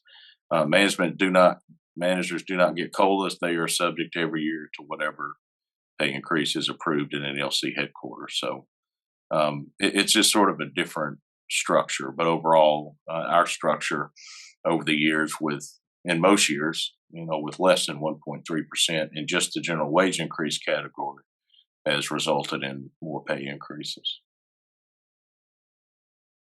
I think one of the hottest topics that every carrier has right now is the contract negotiations have been going on for nearly 2 years. Moving forward, in the next round that you're going to be negotiating, starting next year, hopefully, if we finish this current one up, would you be open and actually willing to do side-by-side bargaining on open bargaining, whereas you present on a weekly basis what the post office had to offer and what the NALC had to offer and what was accomplished and what was not accomplished? And to answer that, I guess the preamble would be, do we sign an NDA disclosure to prevent people from talking about what's actually happening during contract talks? And if we do, let's get rid of that. Do we sign an NDA? No, we do not sign an NDA. We do agree to ground rules. We don't sign ground rules because I refuse to sign ground rules, but we do agree to ground rules. Will we do that every week? No, we will not do that every week. What we will do is what was included in the resolutions that were passed at the National Convention in Boston, and that is to so I believe this was one of them was a resolution that came from Branch 1779 in Lakeland, Florida, that the council approved, was about, I think it was monthly updates and doing, information. I'm not sure if the term side by side was used, but in the resolution, but something similar to that, what both sides had put on the table to the extent it would negatively affect negotiations. There was additionally a resolution that was approved about posting updates on the first and third Friday of the month, I think, on the website. So we will definitely do those things. There's very clearly a desire from, the membership to, know more about the sort of, maybe not day to day, but week to week, just more consistently about what is being negotiated and kind of where the Postal Service is and where we are at any point during bargaining, which I appreciate, honestly. I think there is a challenge with that. It's not so much about whether it harms or hurts what we're doing as it's about the process is not a process where you go sit down and one side puts an offer on the table and the other side makes a counter offer and you go back and forth. It doesn't necessarily work like that. Sometimes it's to our benefit. And really what we try to do is, as we talk about initial just kind of concepts, not on the record proposals, but if we did increases of A, B, or C, and we did this to the pay scale, and we did blah, blah, blah, whatever plays into that economic benefit for us, getting a sense of where, they are willing to go in terms of the total money that they spend, calculating those cost estimates. I mean, they have people that calculate what it would cost. We calculate what it would cost. Obviously, if they calculate it and it costs $200 or $300 million more than what we think, we're going to try to reconcile that because that's beneficial to us. If the less it costs them, the more likely we are to be able to bargain that and more. So there's a lot of that goes on. It's not, so much just back and forth across the table. So, it's completely possible and happens all the time that, there may be a week, 2 weeks, even more sometimes that might pass without an actual change in what's proposed from one side or the other. It might be more about, really digging in and reconciling figures and things like that. But I do think the reason the council approved the resolution about the first and third Fridays is, it is not too frequent that it would end up being misleading. So in the next round of bargaining, there will absolutely be more back and forth in terms of information about, the back and forth and what's being bargained. But look, what's being bargained is not a secret. I mean, we don't go in there and start trying to achieve things that are not official bargaining positions. It kind of is a secret. There's no way for the average rank and file member to actually see what resolutions were actually previously passed at the convention. We should have on the members portal a section where we could all read what our contract resolutions are. The only way for members to actually see what our contract demands are is if they get the resolution book. And every elected delegate to the NALC National Convention that is registered for us has access to see that very information. That's what our Constitution requires. You could even argue that's what our Constitution limits, because that's what we've historically provided to delegates of the convention. And part of the responsibilities branches have and delegates have is to share that information with their members. But even with the resolution book, you don't read the whole resolution. You just get the title. So my point is our contract demands are kind of secretive because right now a regular rank and file like me can't go on the members portal and read it, which is where they should be. Because I was a delegate to the 2024 convention and I've only been in 3 years in, and looking around, I was like, this is a very small population of the membership. We are keeping so much vital information away from our rank and file members.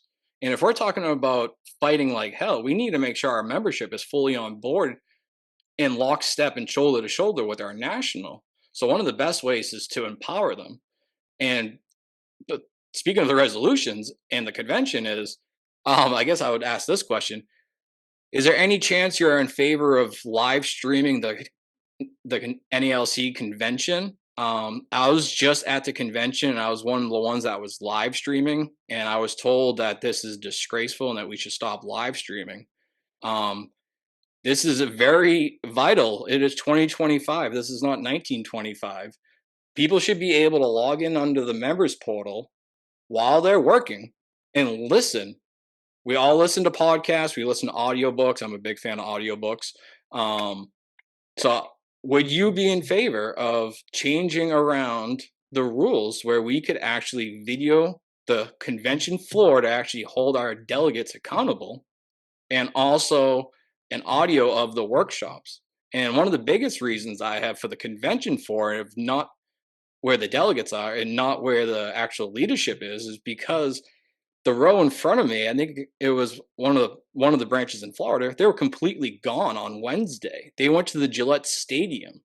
And if their branch membership knew about that, I think we would see a lot more change in our union. I think a lot more people would start stepping up. I think the transparency is needed to actually revive our union and to actually create a next generation of carriers that are willing to fight. So would you be willing to go on record to say that the conventions should be live streamed from this point on? Well, I'm not going to go on record. I will tell you that I am in favor of live streaming the convention, with one exception: that if there is something that is being done that's being discussed among the elected delegates that could potentially be harmful for someone outside, not necessarily speaking of an NALC member, but the press, something like that, to be able to see that we shut it off. And I say that without even knowing what that could be. I can't think of any examples of anything that we've had like that at previous conventions. But that would be the only caveat. But yes, I'm in favor of doing it that way. I absolutely am. I love live streaming. In fact, our communications people would tell you they're probably tired of me yelling at them about improving the quality and capability that we have to live stream, things. Like we're going to do that with the Heroes Luncheon and several of the other events that we do in DC. But short answer to your question is yes, I am fully in favor of doing that. We also, we currently do like pretty elaborate, production. Our convention is produced by a big union company from California, and our audio video folks that have worked with us for years and years and years that help make like the videos we show at the convention. They're perfectly capable of doing it. We just have to, we have to be sure that, we secure it to the extent we can. I will tell you that I do have one little concern about it, not us doing it like professionally in live stream so people could watch it. I do not like on any issue,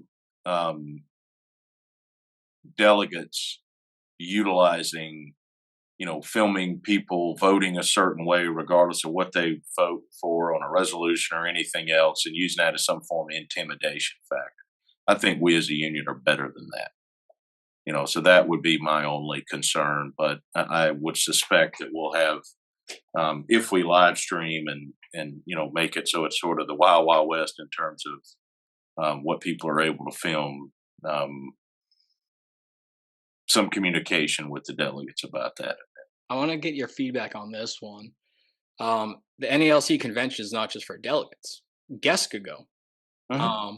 So if you're a retired delegate and say like my wife is a 204B or management, they're allowed in that convention, or am I wrong?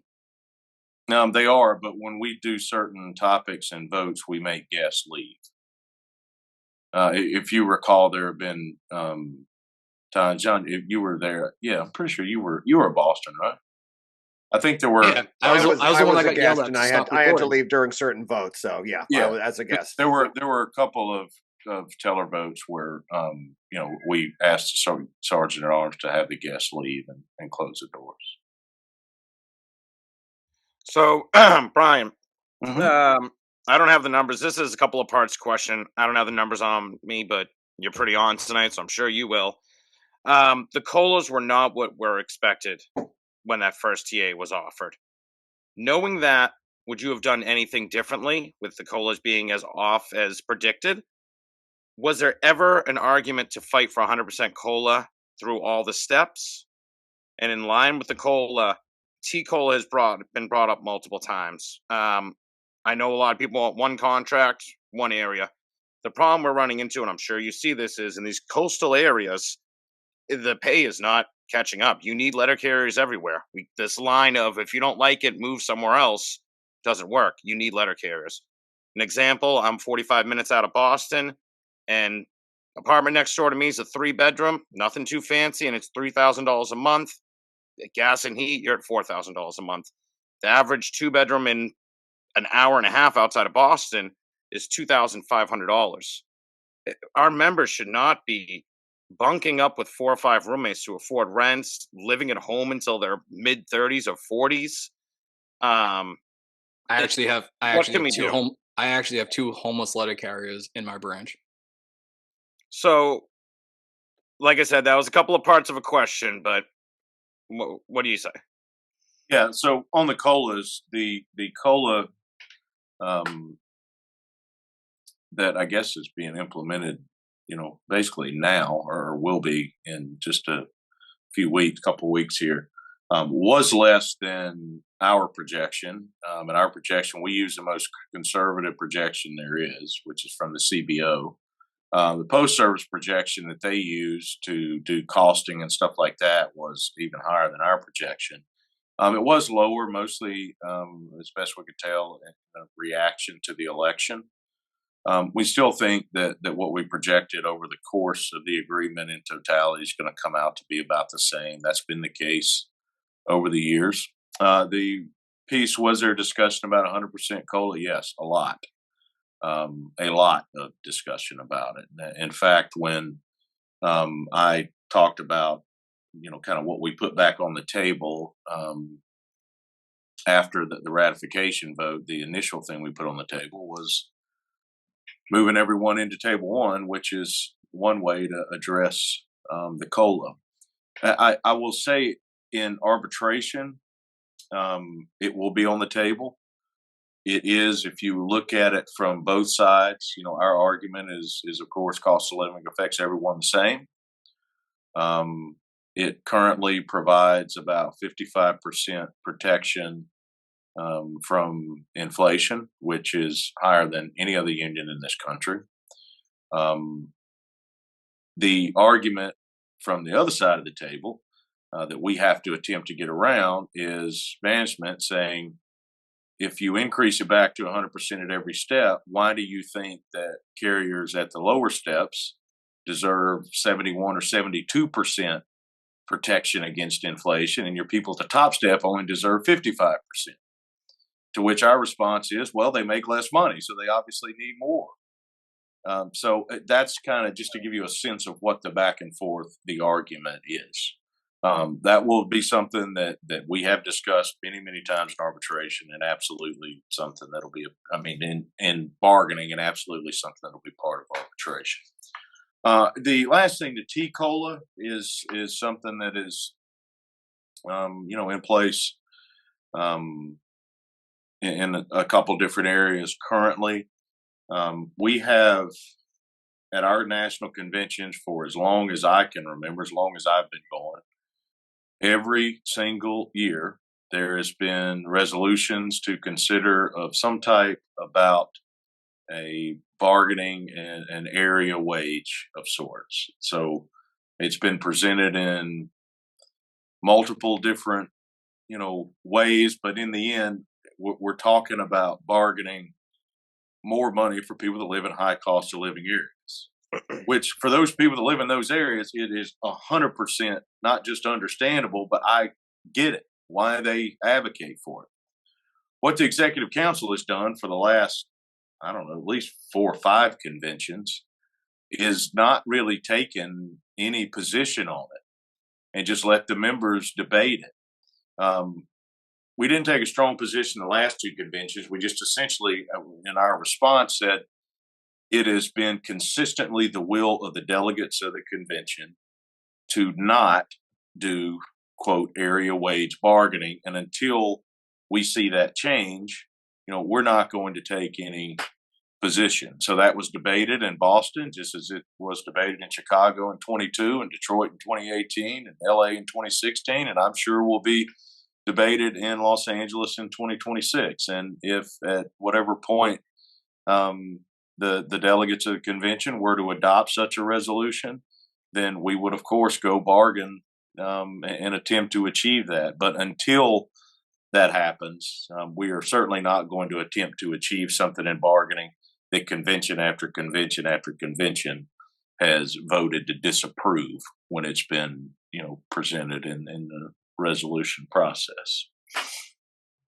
All right, President Renfroe, I have a question too. So, at some of the latest congressional hearings, we've heard a lot of Wall Street-owned politicians who will constantly bring up that we're overpaid, and because we have health benefits, that's a problem.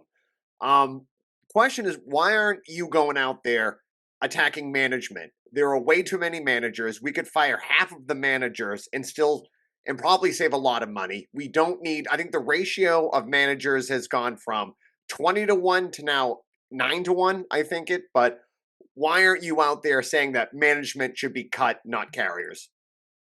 Well, how many? I think actually the opposite is true. I don't think they've increased. I think they've increased the number of permanent supervisors and dramatically decreased nationally the number of 204Bs. They did that by filling supervisor jobs and no longer using 204Bs. I don't think from a national perspective that there is some disproportionate, that there's too many managers. Now, would we all prefer to walk into an office every morning and there be no manager? I'm sure things would be much better and it wouldn't impact what we do. I think on the mail processing side of the house, that might be a little bit different. Put it this way. If Post Service went and got rid of half their supervisors, that would not have any increase in, our bargaining leverage, really. That would not really make things a lot better for the Postal Service. In other words, it'll make a lot better for us. In other words, well, it might in one circumstance, but another place it may, make things worse because it just becomes disorder and, the problems we have with start times and stuff like that related to mail processing, which most of them are when it comes to the operational problems, those may get worse. You mentioned the politicians on the committee, and it's true that those hearings in both the Senate and the House, that the Postmaster General, the one where he put his hands on his ears, that was hilarious. That there were some really aggressive comments, and it's sort of funny when he first came into office because he's got a history as a Republican, activist and fundraiser and donor. The Democrats were yelling at him. Now all the Republicans are yelling at him. And there was some things that were said by, Congressman Chairman Comer from Kentucky, who's the chair of the Committee on Oversight and Reform in the House, in particular, that were, talking about contracting out mail processing and stuff like that. A lot of that is just theater, what you see in those hearings. So I don't spend a lot of my time with the Postal Service, to be honest with you, digging into what they're doing with management. I'm more worried about what's going on with the letter carriers. And the conversations I have with them about management are typically about managers that are doing things that are harming our members that we need to perhaps relocate and things like that, which we do a fair amount of that. But I don't really dig deep into their, management structure. I think there's more important things for us to focus on. Thank you. I have a coworker that I look up to. He's a mentor. I know we don't really have mentorship in this union. I was in the Cooperatives Union, and mentoring was one of the strongest things that we had. We all have workplace mentors, right? Like someone that we go to and look up to and actually probably saves our career from just fucking quitting. He has a question for you. I'm going to unmute him. He's an OJI and he's been doing this for 20 plus years. So he has a wealth of knowledge. He should be technically probably up in national doing something up there. So I'm going to unmute him. He has a question. Richie, you're all good. Oh, Rich. Okay. I guess he's not there. Oh, he is there. Okay. We got you. I'm here. So I got two quick questions. Sure. Why are OJIs not compensated for their work effort? And another one is, how can we get more PPEs for the heat-related things into our uniform allowance, like sun sleeves, gaiters, even heat resistant gloves that you have to deal with these hot boxes that you get burned on all the time. How come we can't buy those with our work allowance? We have to pay out of pocket for those. Yeah, thanks, Richard. Really good questions. Question number one, that is something that we have attempted to bargain in multiple rounds of bargaining for OJIs, for those that teach Carrier Academy, anyone that does training of our employees, because it's, most of us that do it, we do it because we I mean, I did it when I was carrying it. It's, you want to help the new folks, right? But it can also be kind of taxing, to be honest about it, if you'd have to do it over and over and over multiple times. So I 100% agree with you on that. We have official bargaining positions that's something that we negotiate, and we've continued to attempt to negotiate that for multiple rounds. Unsuccessful though so far, but we have. Also, I think you are absolutely right about those uniform items. I carried mail in a very hot place as well in South Mississippi. Through the Uniform Control Committee that's established in Article 26 of our agreement, over the years, we have put forward all sorts of ideas like that. Also some cold weather things, for folks that live in cold weather places that are, there's always a balance between like what should be uniform allowance and what should be things that they just simply provide, that they just give us for protection and things like that. And I'll just tell you the truth. It's like, it took us years to get the winter pants and the rain pants, even though I know they cost $1 million now. To change to the years ago when we got the polo shirt that's like the moisture wicking fabric. These things drag along really, really slowly. And one of the positives is once we get this new uniform program in place that I'm talking about, that I talked about earlier, I think we'll be much better positioned to get things like that included. The challenge now is to add items that where everything's already too expensive and we can't buy what we need with our allowance currently.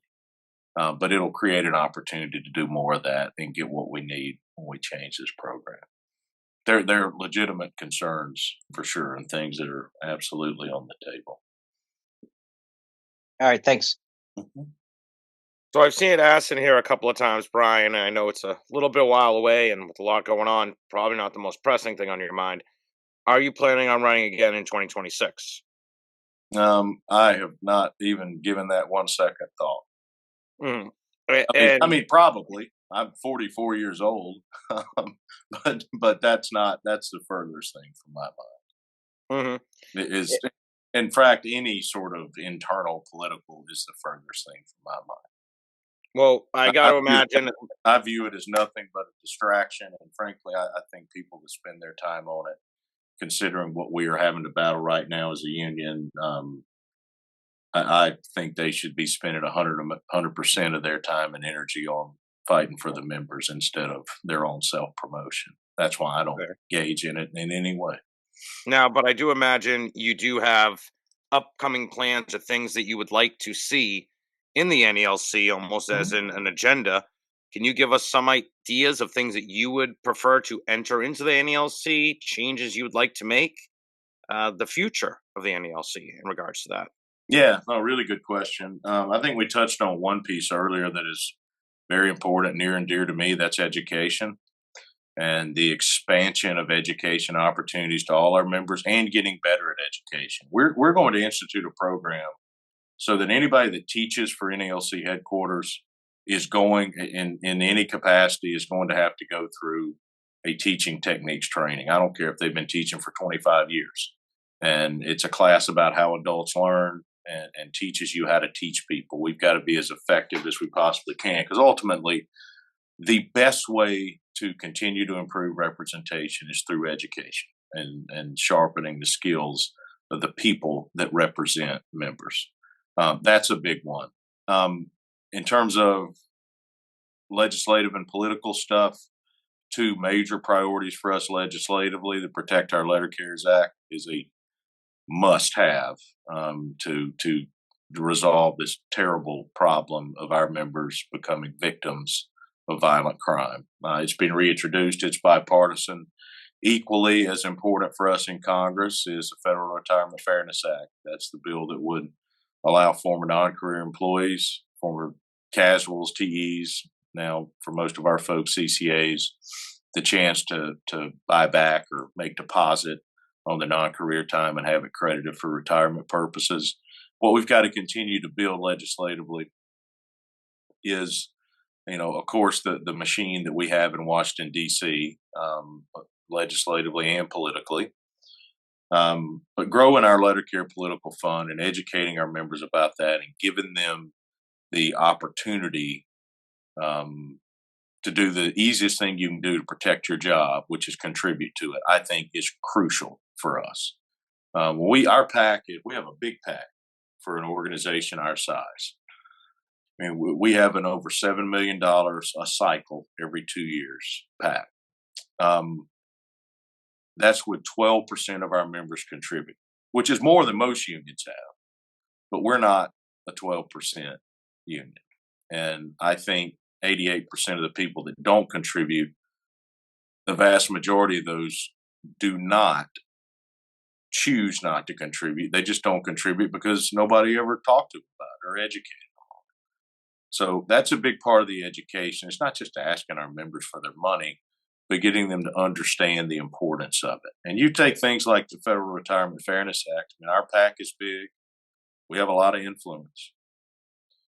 If that PAC all of a sudden had 25, 30, 35% of our members contributing to it, we wouldn't be talking about Federal Retirement Fairness Act as a priority. It'd already be done. Like, that's the way things work in Washington, D.C. The more money you have, the more influence you have. We can all hate it. I think it's disgusting. But that's the way campaign finance and our government works, whether we like it or not. And you either play the game or you lose. And we're not into losing. So that's one way we play the game. One more piece I'll mention on the bargaining front is our longer term goals are getting to an all-career workforce. I think we have to do that. We have made a lot of progress in that direction. We had about 43,000 CCAs back in 2019. We now have about 28,000 CCAs. They still have, 42,500 flexible employees, except, 13, 14, 15,000 of them, depending on which pay period you look at, are PTFs now. So, we're moving in that direction. The long-term goals as it relates to bargaining are that, of course, the higher starting pay and 100% COLA that Table 1 includes. And then, of course, continuing every single year, our 2 COLAs and, a fair general wage increase. And if we can get those 2 things gained in bargaining, the COLA, and get back to an all-career or get to an all-career workforce for the first time, I think we'd be in good shape for the future. And then, look, goes without saying, fight bullshit like what Donald Trump's trying to do right now.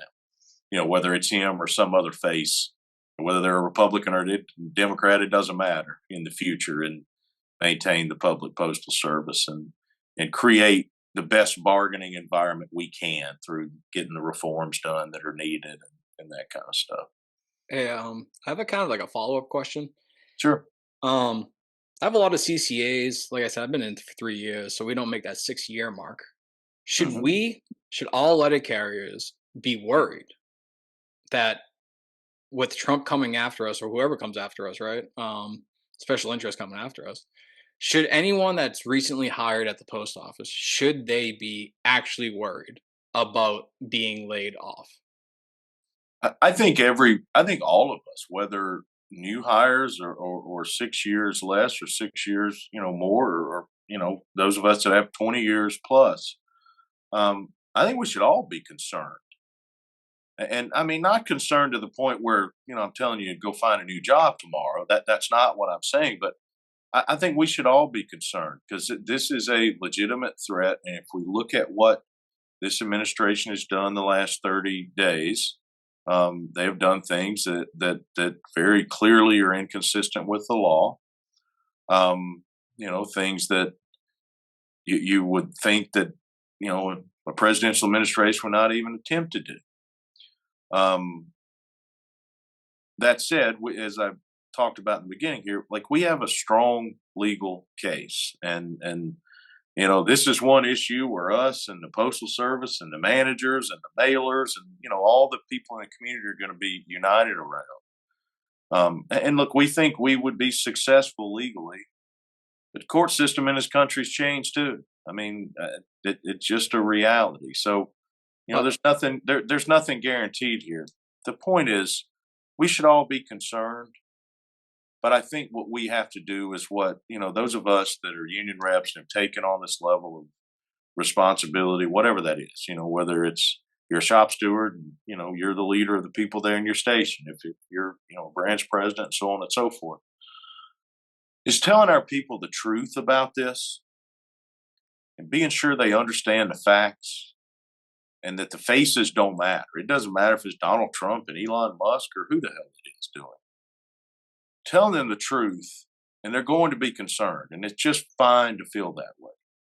But what happens is inevitably when, concern and legitimate worry, and it's, a lot of people were down about this when we first found out about it, that will turn to energy, and that'll turn to fight. And it's really important that we turn the concern we have into fight, into energy. And if we all do it together, this is a unique challenge. It's unprecedented, but it's not the first one we've ever faced. And, we've got a good plan. We've got the active membership that we need. We just need everybody rowing in the same direction. And if we do that, we'll put up one hell of a fight. And I tell you where I'd put my money. I'd put my money on us. Ryan, it's come up in a lot of groups discussing us not supporting any one political candidate due to the fact of the situation now, where now we have to work with a political candidate that we may have not supported. I know other unions take votes among their members. With us being a government agency, there's always been the question of, how does it look with a government agency that's in the midst of dealing with mail-in ballots if we are then supporting a candidate as a union? What is your stance in regards to supporting a candidate, or why do you say we should support candidates? Yeah, look, I think, I'm aware there were some large unions that did not endorse candidates. That's happened over the years. Well, here's what I think. That the political game in this country is play with money, for the reasons I just talked about a couple minutes ago. If you do not play the game, they don't really care who you endorse. They care about who you give money to. So it happens all the time that we support someone, they're not successful, they lose, then the other side comes in.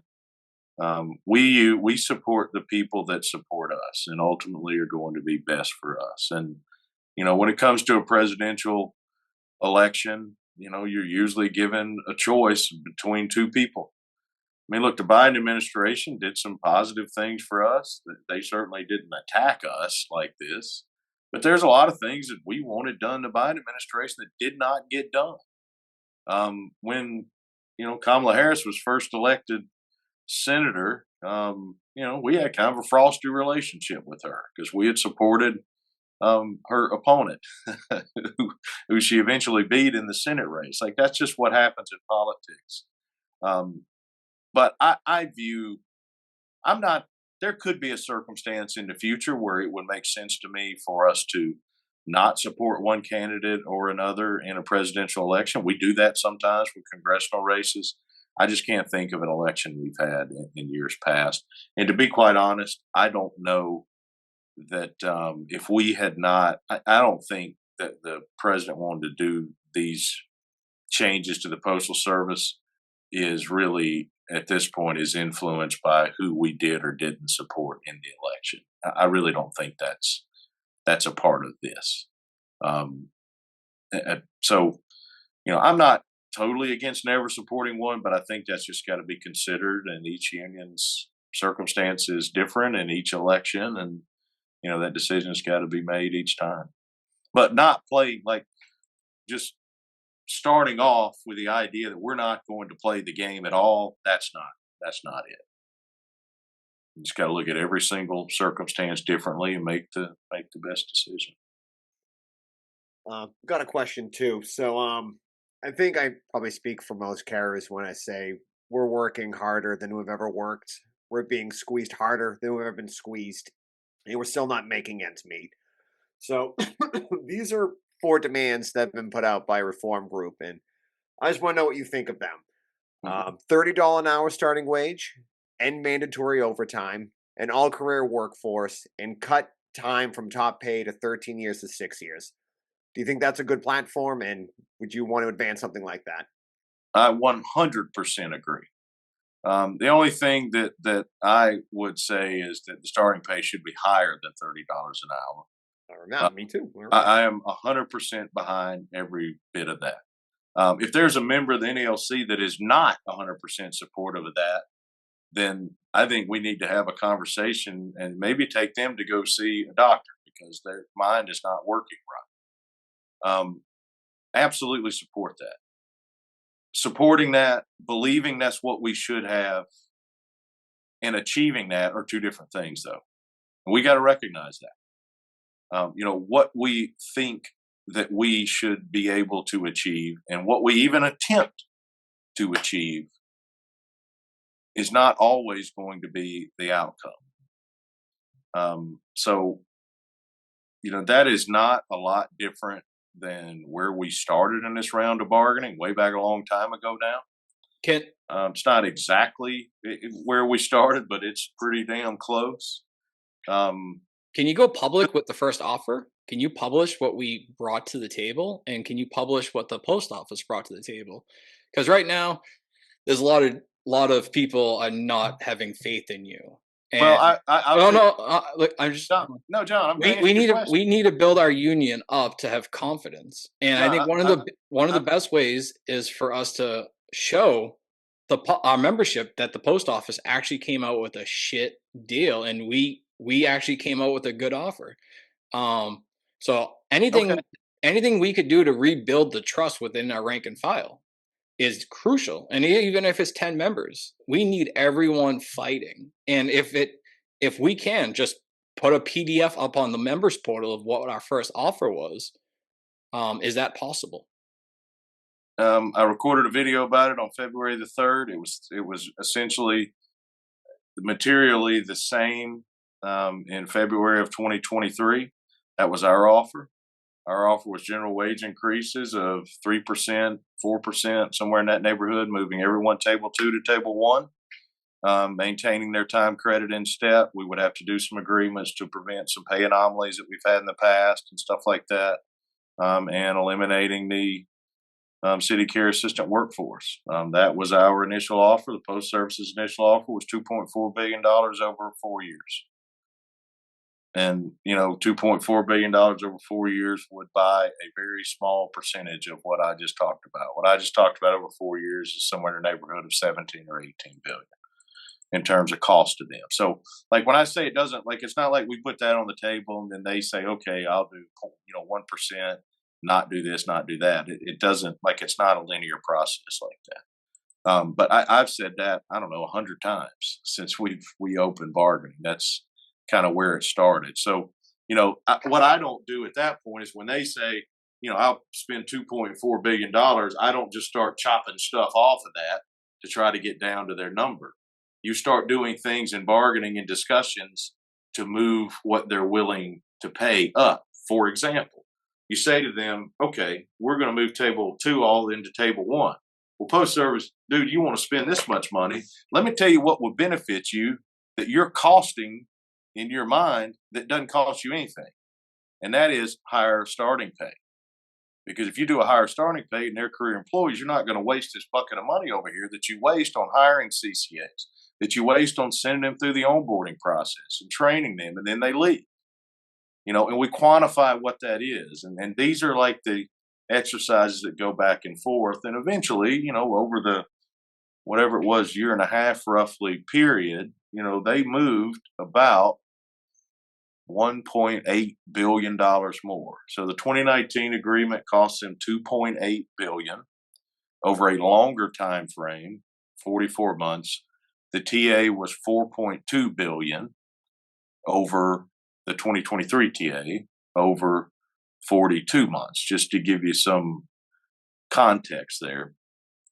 And then as we move into interest arbitration, what we have to do is present evidence on the different elements of our proposal, general increases, the COLA piece we've already talked about, the structure of the workforce, and then see how far that arbitrator, starting with the TA, hopefully, as we present it, we can get him to go in terms of what he's going to have the Postal Service spend. That's kind of the way this economic process and conversation really it's not just that, it's just not the economic process, right? So it's impossible then for us to see what the black and white language was from the post office from day one. There's not black and white language. There's sheets of paper that have cost calculations. There's never black and white language until we actually start editing Article 9 when we are very close to a tentative agreement. It's all concepts back and forth. And then once, we get to the point of close to agreement on a concept, we start editing like the language in Article 9 if we need to do any MOUs, but that stuff happens really quickly because we do all economics off the record because it's not in either party's interest to show up at interest arbitration with all these on the record proposals that have gone back and forth. That tends to have a chilling effect on bargaining. No different than if you handle a grievance at informal A or, at formal A, when we get to arbitration, it's our grievance, with the rights arbitration at the regional level. We want to be able to request whatever the hell remedy we want to request and put on the evidence we want to put on, based on what's been in that case file. We don't really often need to get into what discussions were about settlements before we reached, unable to resolve at informal A or impasse at step B. So each side makes their argument, puts on their case, and then we go forward. It kind of guarantees each side the ability the flexibility to do whatever we need to do in interest arbitration, which is beneficial. So it's not really it's always been like that. I've been in it 4 times and obviously have talked with the presidents going all the way back to Jim Rodemaker before he passed away, God rest his soul. So that's kind of the way it's always worked. Who knows how it's going to work in the future because I think it's pretty safe to say there's going to be a different party at the other side of the table, whatever the Postal Service looks like at that point. Just a question I have too. As a union, I don't think it's really our concern over the finances of the post office because they have their concern. Management's going to look out for their bottom line no matter what. Now, the Postal Regulatory Commission is supposed to be setting rates to cover labor costs. Why aren't they doing their job, and why aren't we telling them $30 an hour, all career workforce, table 2 gets eliminated? We can just say that over and over. Everyone in this chat will fight. Everyone. That's the whole thing about this. And I've talked to people we work with, Democrat, Republican, Socialist, Libertarians. They want to fight.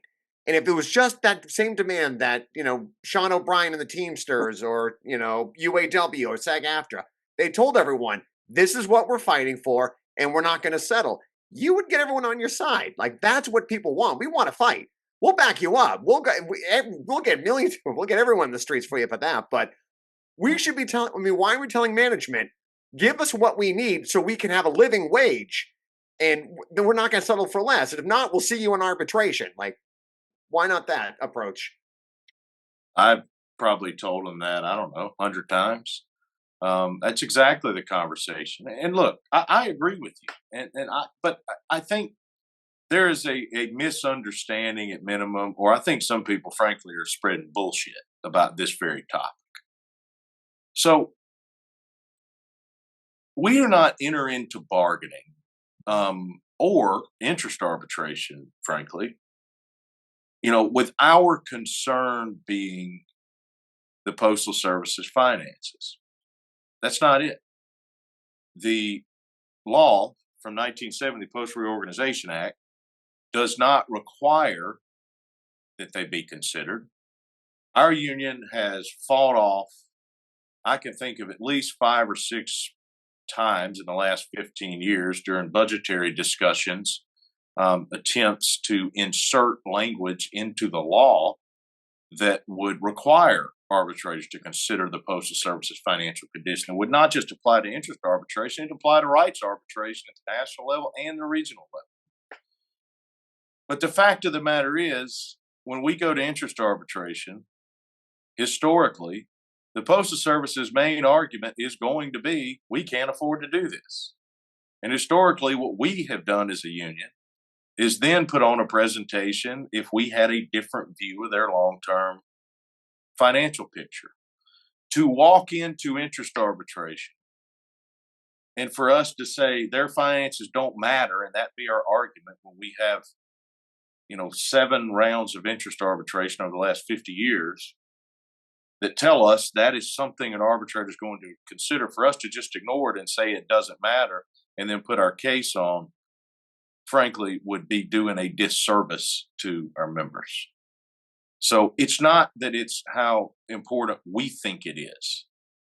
It's not even that it's as important as the Postal Service thinks it is. It is that in our dispute resolution process, under the law, in interest arbitration, that is going to be a consideration for that arbitrator. Just like all the things, the evidence we put forward about how difficult our job is, how dangerous it is.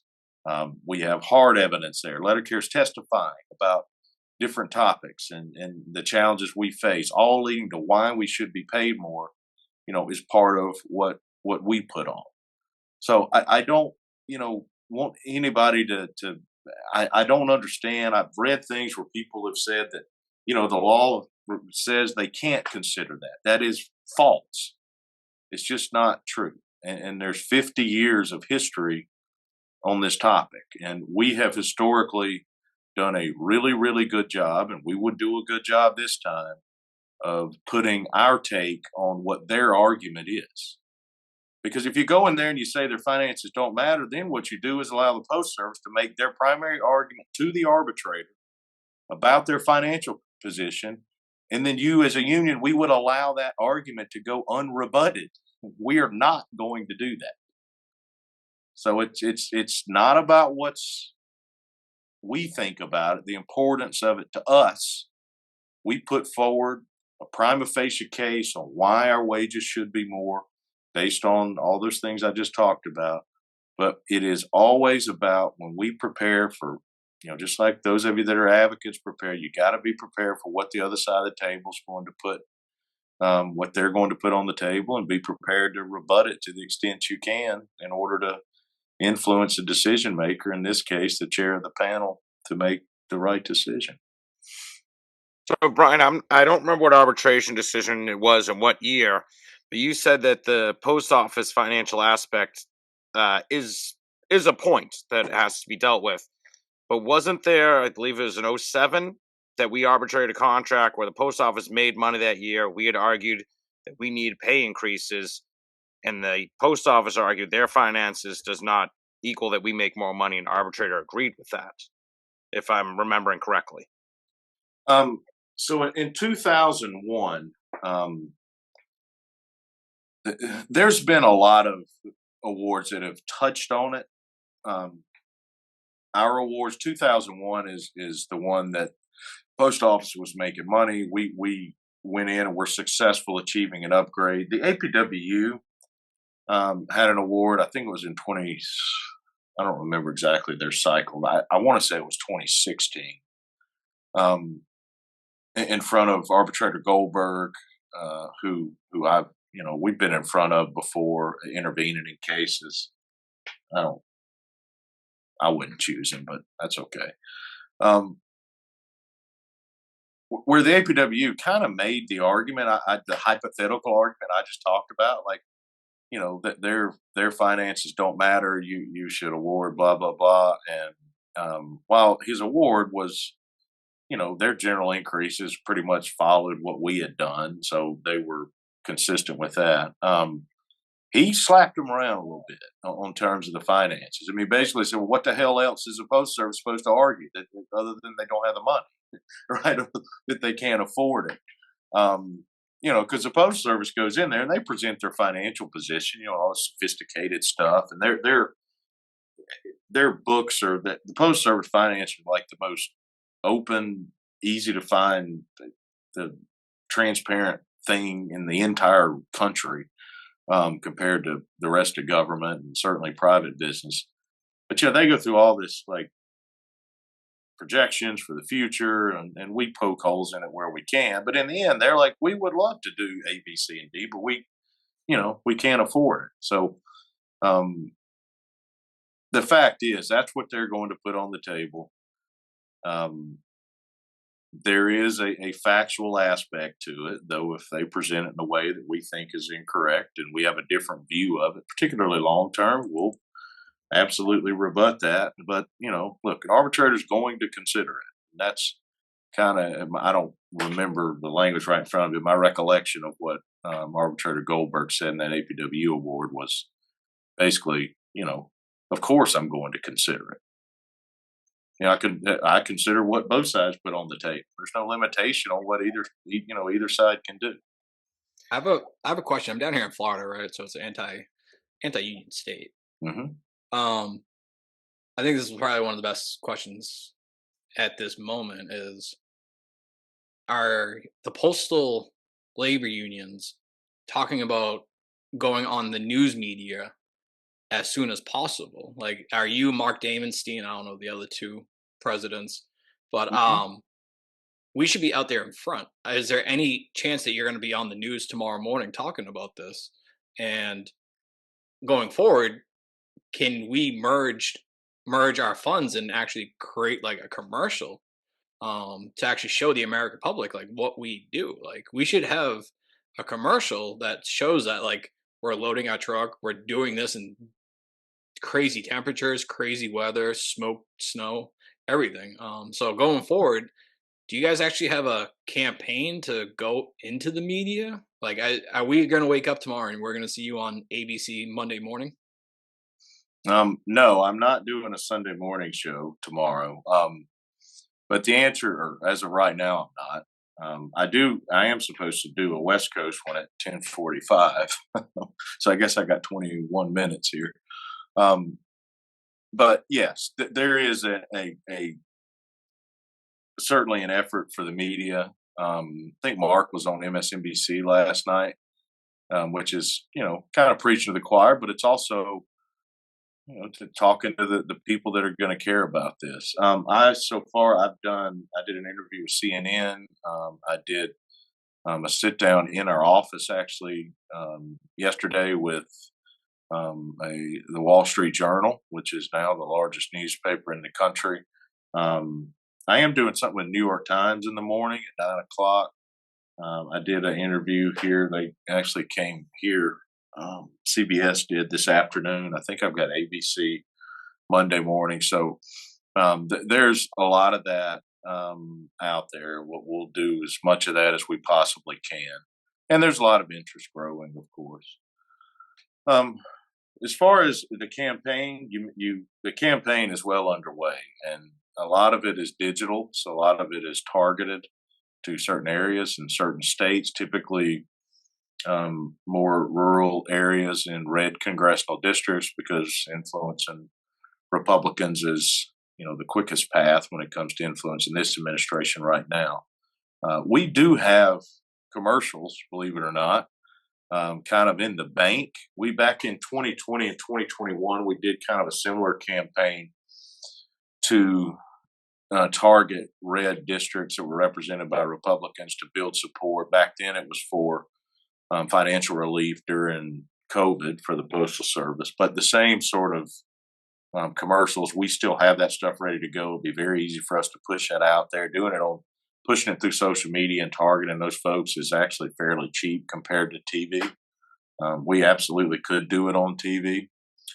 We have not made any commercials with the other unions. They are very, very expensive. When it comes to pooling our resources, usually when they talk about, and I'm not saying this in a negative way about the other unions, but when it comes to pooling our resources, we by far have the biggest pool of resources. So sometimes it's better for us just to go ahead and do it. But yeah, we have an entire strategy and campaign behind all that plugging what our members do through the Fight Like Hell rallies and things like that will be things that we'll incorporate. And if we can do it where we have like a rally in a certain community, plugging in local people seems to be really effective. So all that's rolling. That's great going forward. This actually, I guess I could tie it into the previous 2 years. Why do we not do a contract campaign as UAW were doing it, SAG-AFTRA was doing it, and UPS Teamsters were doing it? We have this wealth of a piggy bank to go to the media, and we were essential workers. We should have been on the TV from day one. And this ties in with Trump, right? Like, majority of Americans knew Trump was going to be reelected. Like, we knew he was going to run again. So we should have been preparing for his reelection. And to say that we weren't expecting that, that's a failure of leadership. Well, first off, I said we were expecting it. It's the whole reason behind things. We created this campaign, had it ready to launch. We started this Fight Like Hell thing. We 100% expected it. I don't know where you got that we're not expecting it from. No. I was just saying, like, for people, not just you, I'm saying like letter carriers in general, like that were like, oh, we're shocked. It's like, come on, we weren't. But like, so why did we not go forward with the actual contract campaign and push forward during COVID and after COVID, saying like our contract is our standard of living is deteriorating. We're making poverty wages, and we need to jumpstart our postal service. Yeah, so we ran that campaign in 20 and 21, as I talked about. We used a lot of that in the interest arbitration in 2020. At the very end of that interest arbitration, we got to the point of agreement. I think we had actually finished the hearings, and we had one executive session left, and we came to a tentative agreement. This time around, if there was anything I thought we could do that would have influenced our counterparts, be that the BMG or, my counterpart, Doug Tolino, I assure you we did it and would have been doing it. If there was anything else we could invest in terms of media stuff, or I promise you, we would have done it. And the short answer to the question, why didn't we do commercials and things like that? Because I don't think it would have influenced the people. Ultimately, everything you do in bargaining is about influencing the people across the table from you, or prepping for your dispute resolution process. For us, the dispute resolution option process is interest arbitration. We've been working on that since I was executive vice president in 2022. Those other unions you mentioned in the private sector, their recourse when they don't have an agreement is to strike, and that's what their campaigns our recourse were centered around. Our recourse is to get the customers on our side so they vote out all these politicians that are against us. So a contract campaign could be a twofold. It can mobilize the membership, put pressure on the post office, and two, it could mobilize our customers to actually defend the service. And if we're going forward with, hey, over here in East Bumfuck, Montana, there's a senator out there that doesn't support the postal service, like, vote this person out. Or up in Massachusetts, if there's a politician up there that doesn't support someone. A contract campaign is very vital on multiple surfaces. So to be dismissive of that, I think, is hazardous going forward. So I'm hoping going forward we do mobilize and tie it in with the customers, right? It's a triangle, right? Like, yeah, look, I'm not being dismissive of it. You just asked me the question why we didn't do commercials, and I told you why. Going forward, we will do whatever is, of course, complying with the resolutions from the convention, because that's what we've as a union decided to do. But also, we'll just have to see who's across the table and see. I mean, this may be the kind of people that succumb to, folks picketing in front of their house every day. If it is, then we'll grab signs and go picket in front of their house every day. It's all about, what you're ultimately trying to accomplish. So I think it's important for us all to have an open mind about future negotiations, with the understanding that we collectively as a union decide how we're going to do it, which we did in Boston, and we have at every other convention before. And we'll do that in LA, and then all band together to do it. I have one last question before we finish up, and I'll pass it over to Chris and Capone. If you're running for re-election, would you be up for a live stream debate between all the candidates that are actually running for the NALC presidency? And would you allow branches to submit questions? I mean, I'm not going to say no that I wouldn't, but I haven't even thought about it. Branches submitting questions is a little bit of a slippery slope, because oftentimes we have members, and unfortunately even leaders, that don't understand the distinction and prohibition on, funds being used for political purposes. So I'm very guarded about that. I don't even really like talking about political stuff.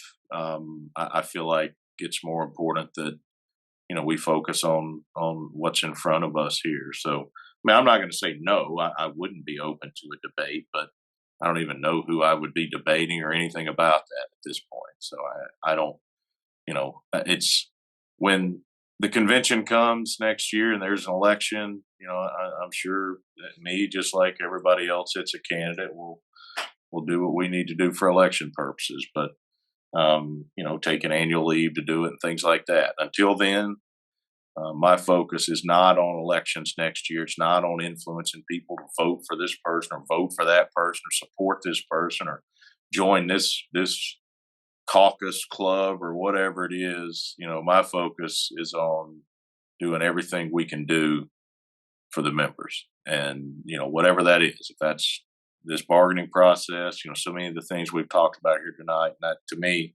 I think that should be everyone's focus. Instead of spending time and energy talking about, other people and what someone may desire to do and running for office and, that kind of stuff. I feel like that takes away from what, we could be doing. President Renfroe, got a question from John Sins in Branch 650. NALC went with USPS and quote-unquote fired Arbitrator Duffy after he removed several supervisors. As a result, is a JSOF win. Why did this happen? NALC went with USPS and amended an Arbitrators award requiring USPS pay the arbitrators' costs. Why did this happen? What message does this send to those of us doing the work, only to have it upended when it appears to be a new fifth step in the DRP? Sounds like there's some bad information there. Number one, Post Service nor the NALC unilaterally fires arbitrators. I don't know where that came from. At the beginning of every collective bargaining agreement, we have to agree on who the panel will be in each postal area in each NALC region. There are, every single time, there are arbitrators that one side or the other that has previously been on their panels that we may decide we don't want to be on our panel anymore. There's arbitrators, they may decide that they don't want to be on the panel anymore. It is not relevant what the news for that or the reason for that is. So there is no unilateral firing of arbitrators. We have amended decisions very, very rarely in years past. The only decisions we have amended have either been decisions that required something that the Postal Service or the NALC went to federal court to seek to vacate, which is a very, very difficult thing to do, where at a point in that litigation, we came to settlement and decided to modify it. Or we have amended decisions like the one that was mentioned there, where the arbitrator essentially ruled that something would happen that is inconsistent with the law, or in this particular case, what the Department of Labor requires. the arbitrator in that particular decision ruled that the NALC would pay for something, the branch pay half of something. That cannot happen unless the branch approves such an expenditure. So it is not within the arbitrator's authority to order a branch to pay for something, because there are very specific, as most of you know, rules and regulations about how branch funds are spent. They either have to be very clearly spelled out in the bylaws, or they have to be approved. So Post Service asks us to amend decisions all the time. They're whiny as all hell. Every time they get a decision they don't like, or they whine about it, it's not, this should be under this, national MOU and dealt with at headquarters. And usually we tell them where to go. So, Brian, a question from Badmouth Morris. I believe he's in branch 226. It's regarding the CCA mentorship program. A lot of carriers are having issues with it in regards to it reduces the hours the first week when, as we know, CCAs are already having a hard time affording rent. It gives management a say in the mentorship process. It also kind of pushes the union into a share of blame when the CCAs do not work out. Can you give us some insight on how this mentorship works, how it came about, and your issues with those? Yeah, it started as a pilot under a task force in the 2019 agreement. It's one of the topics that's covered in the City Delivery and Workplace Improvement Task Force. It started as two separate pilots, one on mentoring and another one on the like I call it new employee experience, or kind of the stuff that he was referring to in the question, that structures the experience for a new CCA or PTF, even all the way up to their first year. It's got requirements like limits the hours they can work, and they have to give them certain stuff. They have to, have consultations with them at certain points that the union's involved in. It started very small in Michigan, Ann Arbor, I think. No, not Ann Arbor. Somewhere outside Detroit. It's late. It's been a long day. Was the first office. We expanded it to the entire Detroit district. It's currently, the pilot program's in about 1,000 offices around the country. It has been very successful in places where we're able to get enough people to apply and hire and staff offices. We've got a couple of districts. There are a couple of exceptions where they've just been problematic because the managers were idiots, and we worked on those. But overall, it's been a rousing success. It drastically improves the experience for new carriers, helping them learn. It's improved the Postal Service's retention, which is good for us, because most of the places where we've struggled with retention are places we also have staffing difficulties. So retaining people is good for us. There is, and something we talked about in bargaining, there is a concern that should be there of implementing something, even though it's a big pilot right now, on a national basis, doing it at the right pace and being sure it doesn't, basically the Post Service folks hold up their side of the bargain. It's got like joint oversight at the district level. It's got some structure built into it. So that thing has been an overwhelming success. There's tons of people around the country you can talk to that have been involved in it. That doesn't mean 100% of people's experience with it has been positive. No different than anything else, but overall, it's been a success. We made some modifications to the agreement that was included in the TA versus the agreements that have been in effect for a while. They've been modified some, but the agreement that's in effect now for the pilot. So it's a really, really, I think, a good program. I think it's the right thing to do. It structures mentoring for new carriers when they come in. And basically, it's just designed to do what, probably happened for a lot of us when we first started. And the people that helped us were the senior carriers in the office. They just really designed just to give people the best experience that we can give them when they start. I know it's getting kind of late, so I'm going to try to ask a couple quick questions here. And then I know you probably got it going. This is a question I think I know Capone and I, Murphy, in the early days in October, we were organizing rallies in order to fight for a fair contract. Some of us have paid for that by not being allowed to be serving in certain capacities. I'm not going to be. I'm going to the Leadership Academy in March, this coming up, and for some odd reason, I'm not going to be sponsored by my local for it. My local also voted down some of the resolutions I had trying to get a rally to happen. So, that being said, we have some issues with that. But the important thing is, I think we all want to see is a strong contract, and we don't care. Like I said, 2026, that's a ways away. Right now, we want a strong contract. That being said, because we want to defend our union and the Postal Service. Would you be willing to speak with Build A Fighting NALC leadership to attempt to get them on board with a Fight Like Hell campaign? Because we have done this in the past. We are organizing right now for March 23rd here in Boston and other places. But would you be willing to meet with some of the leadership? Because we just want a good contract no matter what.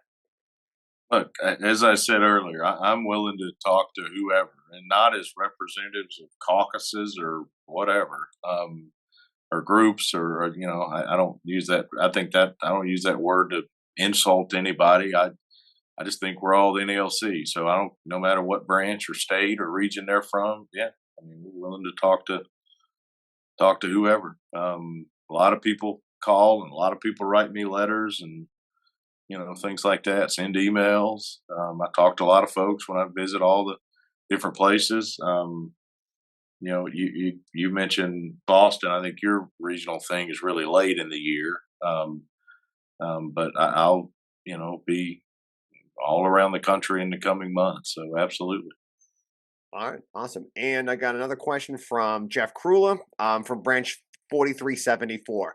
Are we getting new vehicles? I heard they stopped funding of the new vehicles. Yeah, that's a concern. As of now, nothing has changed. It's concerning. It was actually concerning before this Trump thing. I was talking to the Republican leadership in the House about this very thing recently. So the Congress in the Inflation Reduction Act of 2021 appropriated, I think it was close to $3 billion for postal vehicles. The Postal Service and the Biden administration had come up with a lot of agreements about, infusing money from the CHIPS and Science Act and other money that the administration had discretion to spend about clean energy. Basically, they had secured a lot of funding to help pay for the vehicles. That's why you saw the increase in the percentage of them being electric, and that helps get them done faster, getting the money. But structurally, the way that's set up is all this money sits at the Treasury, and the Postal Service draws on the money as they need it to pay, depending on the contracts they have with the folks that are building them. So they're still on the same schedule. They're still being manufactured. They're still being deployed.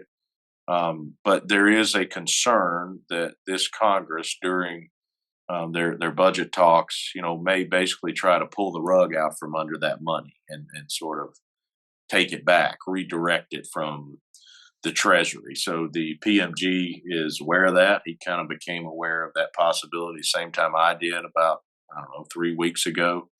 And I'll just say that the Postal Service is,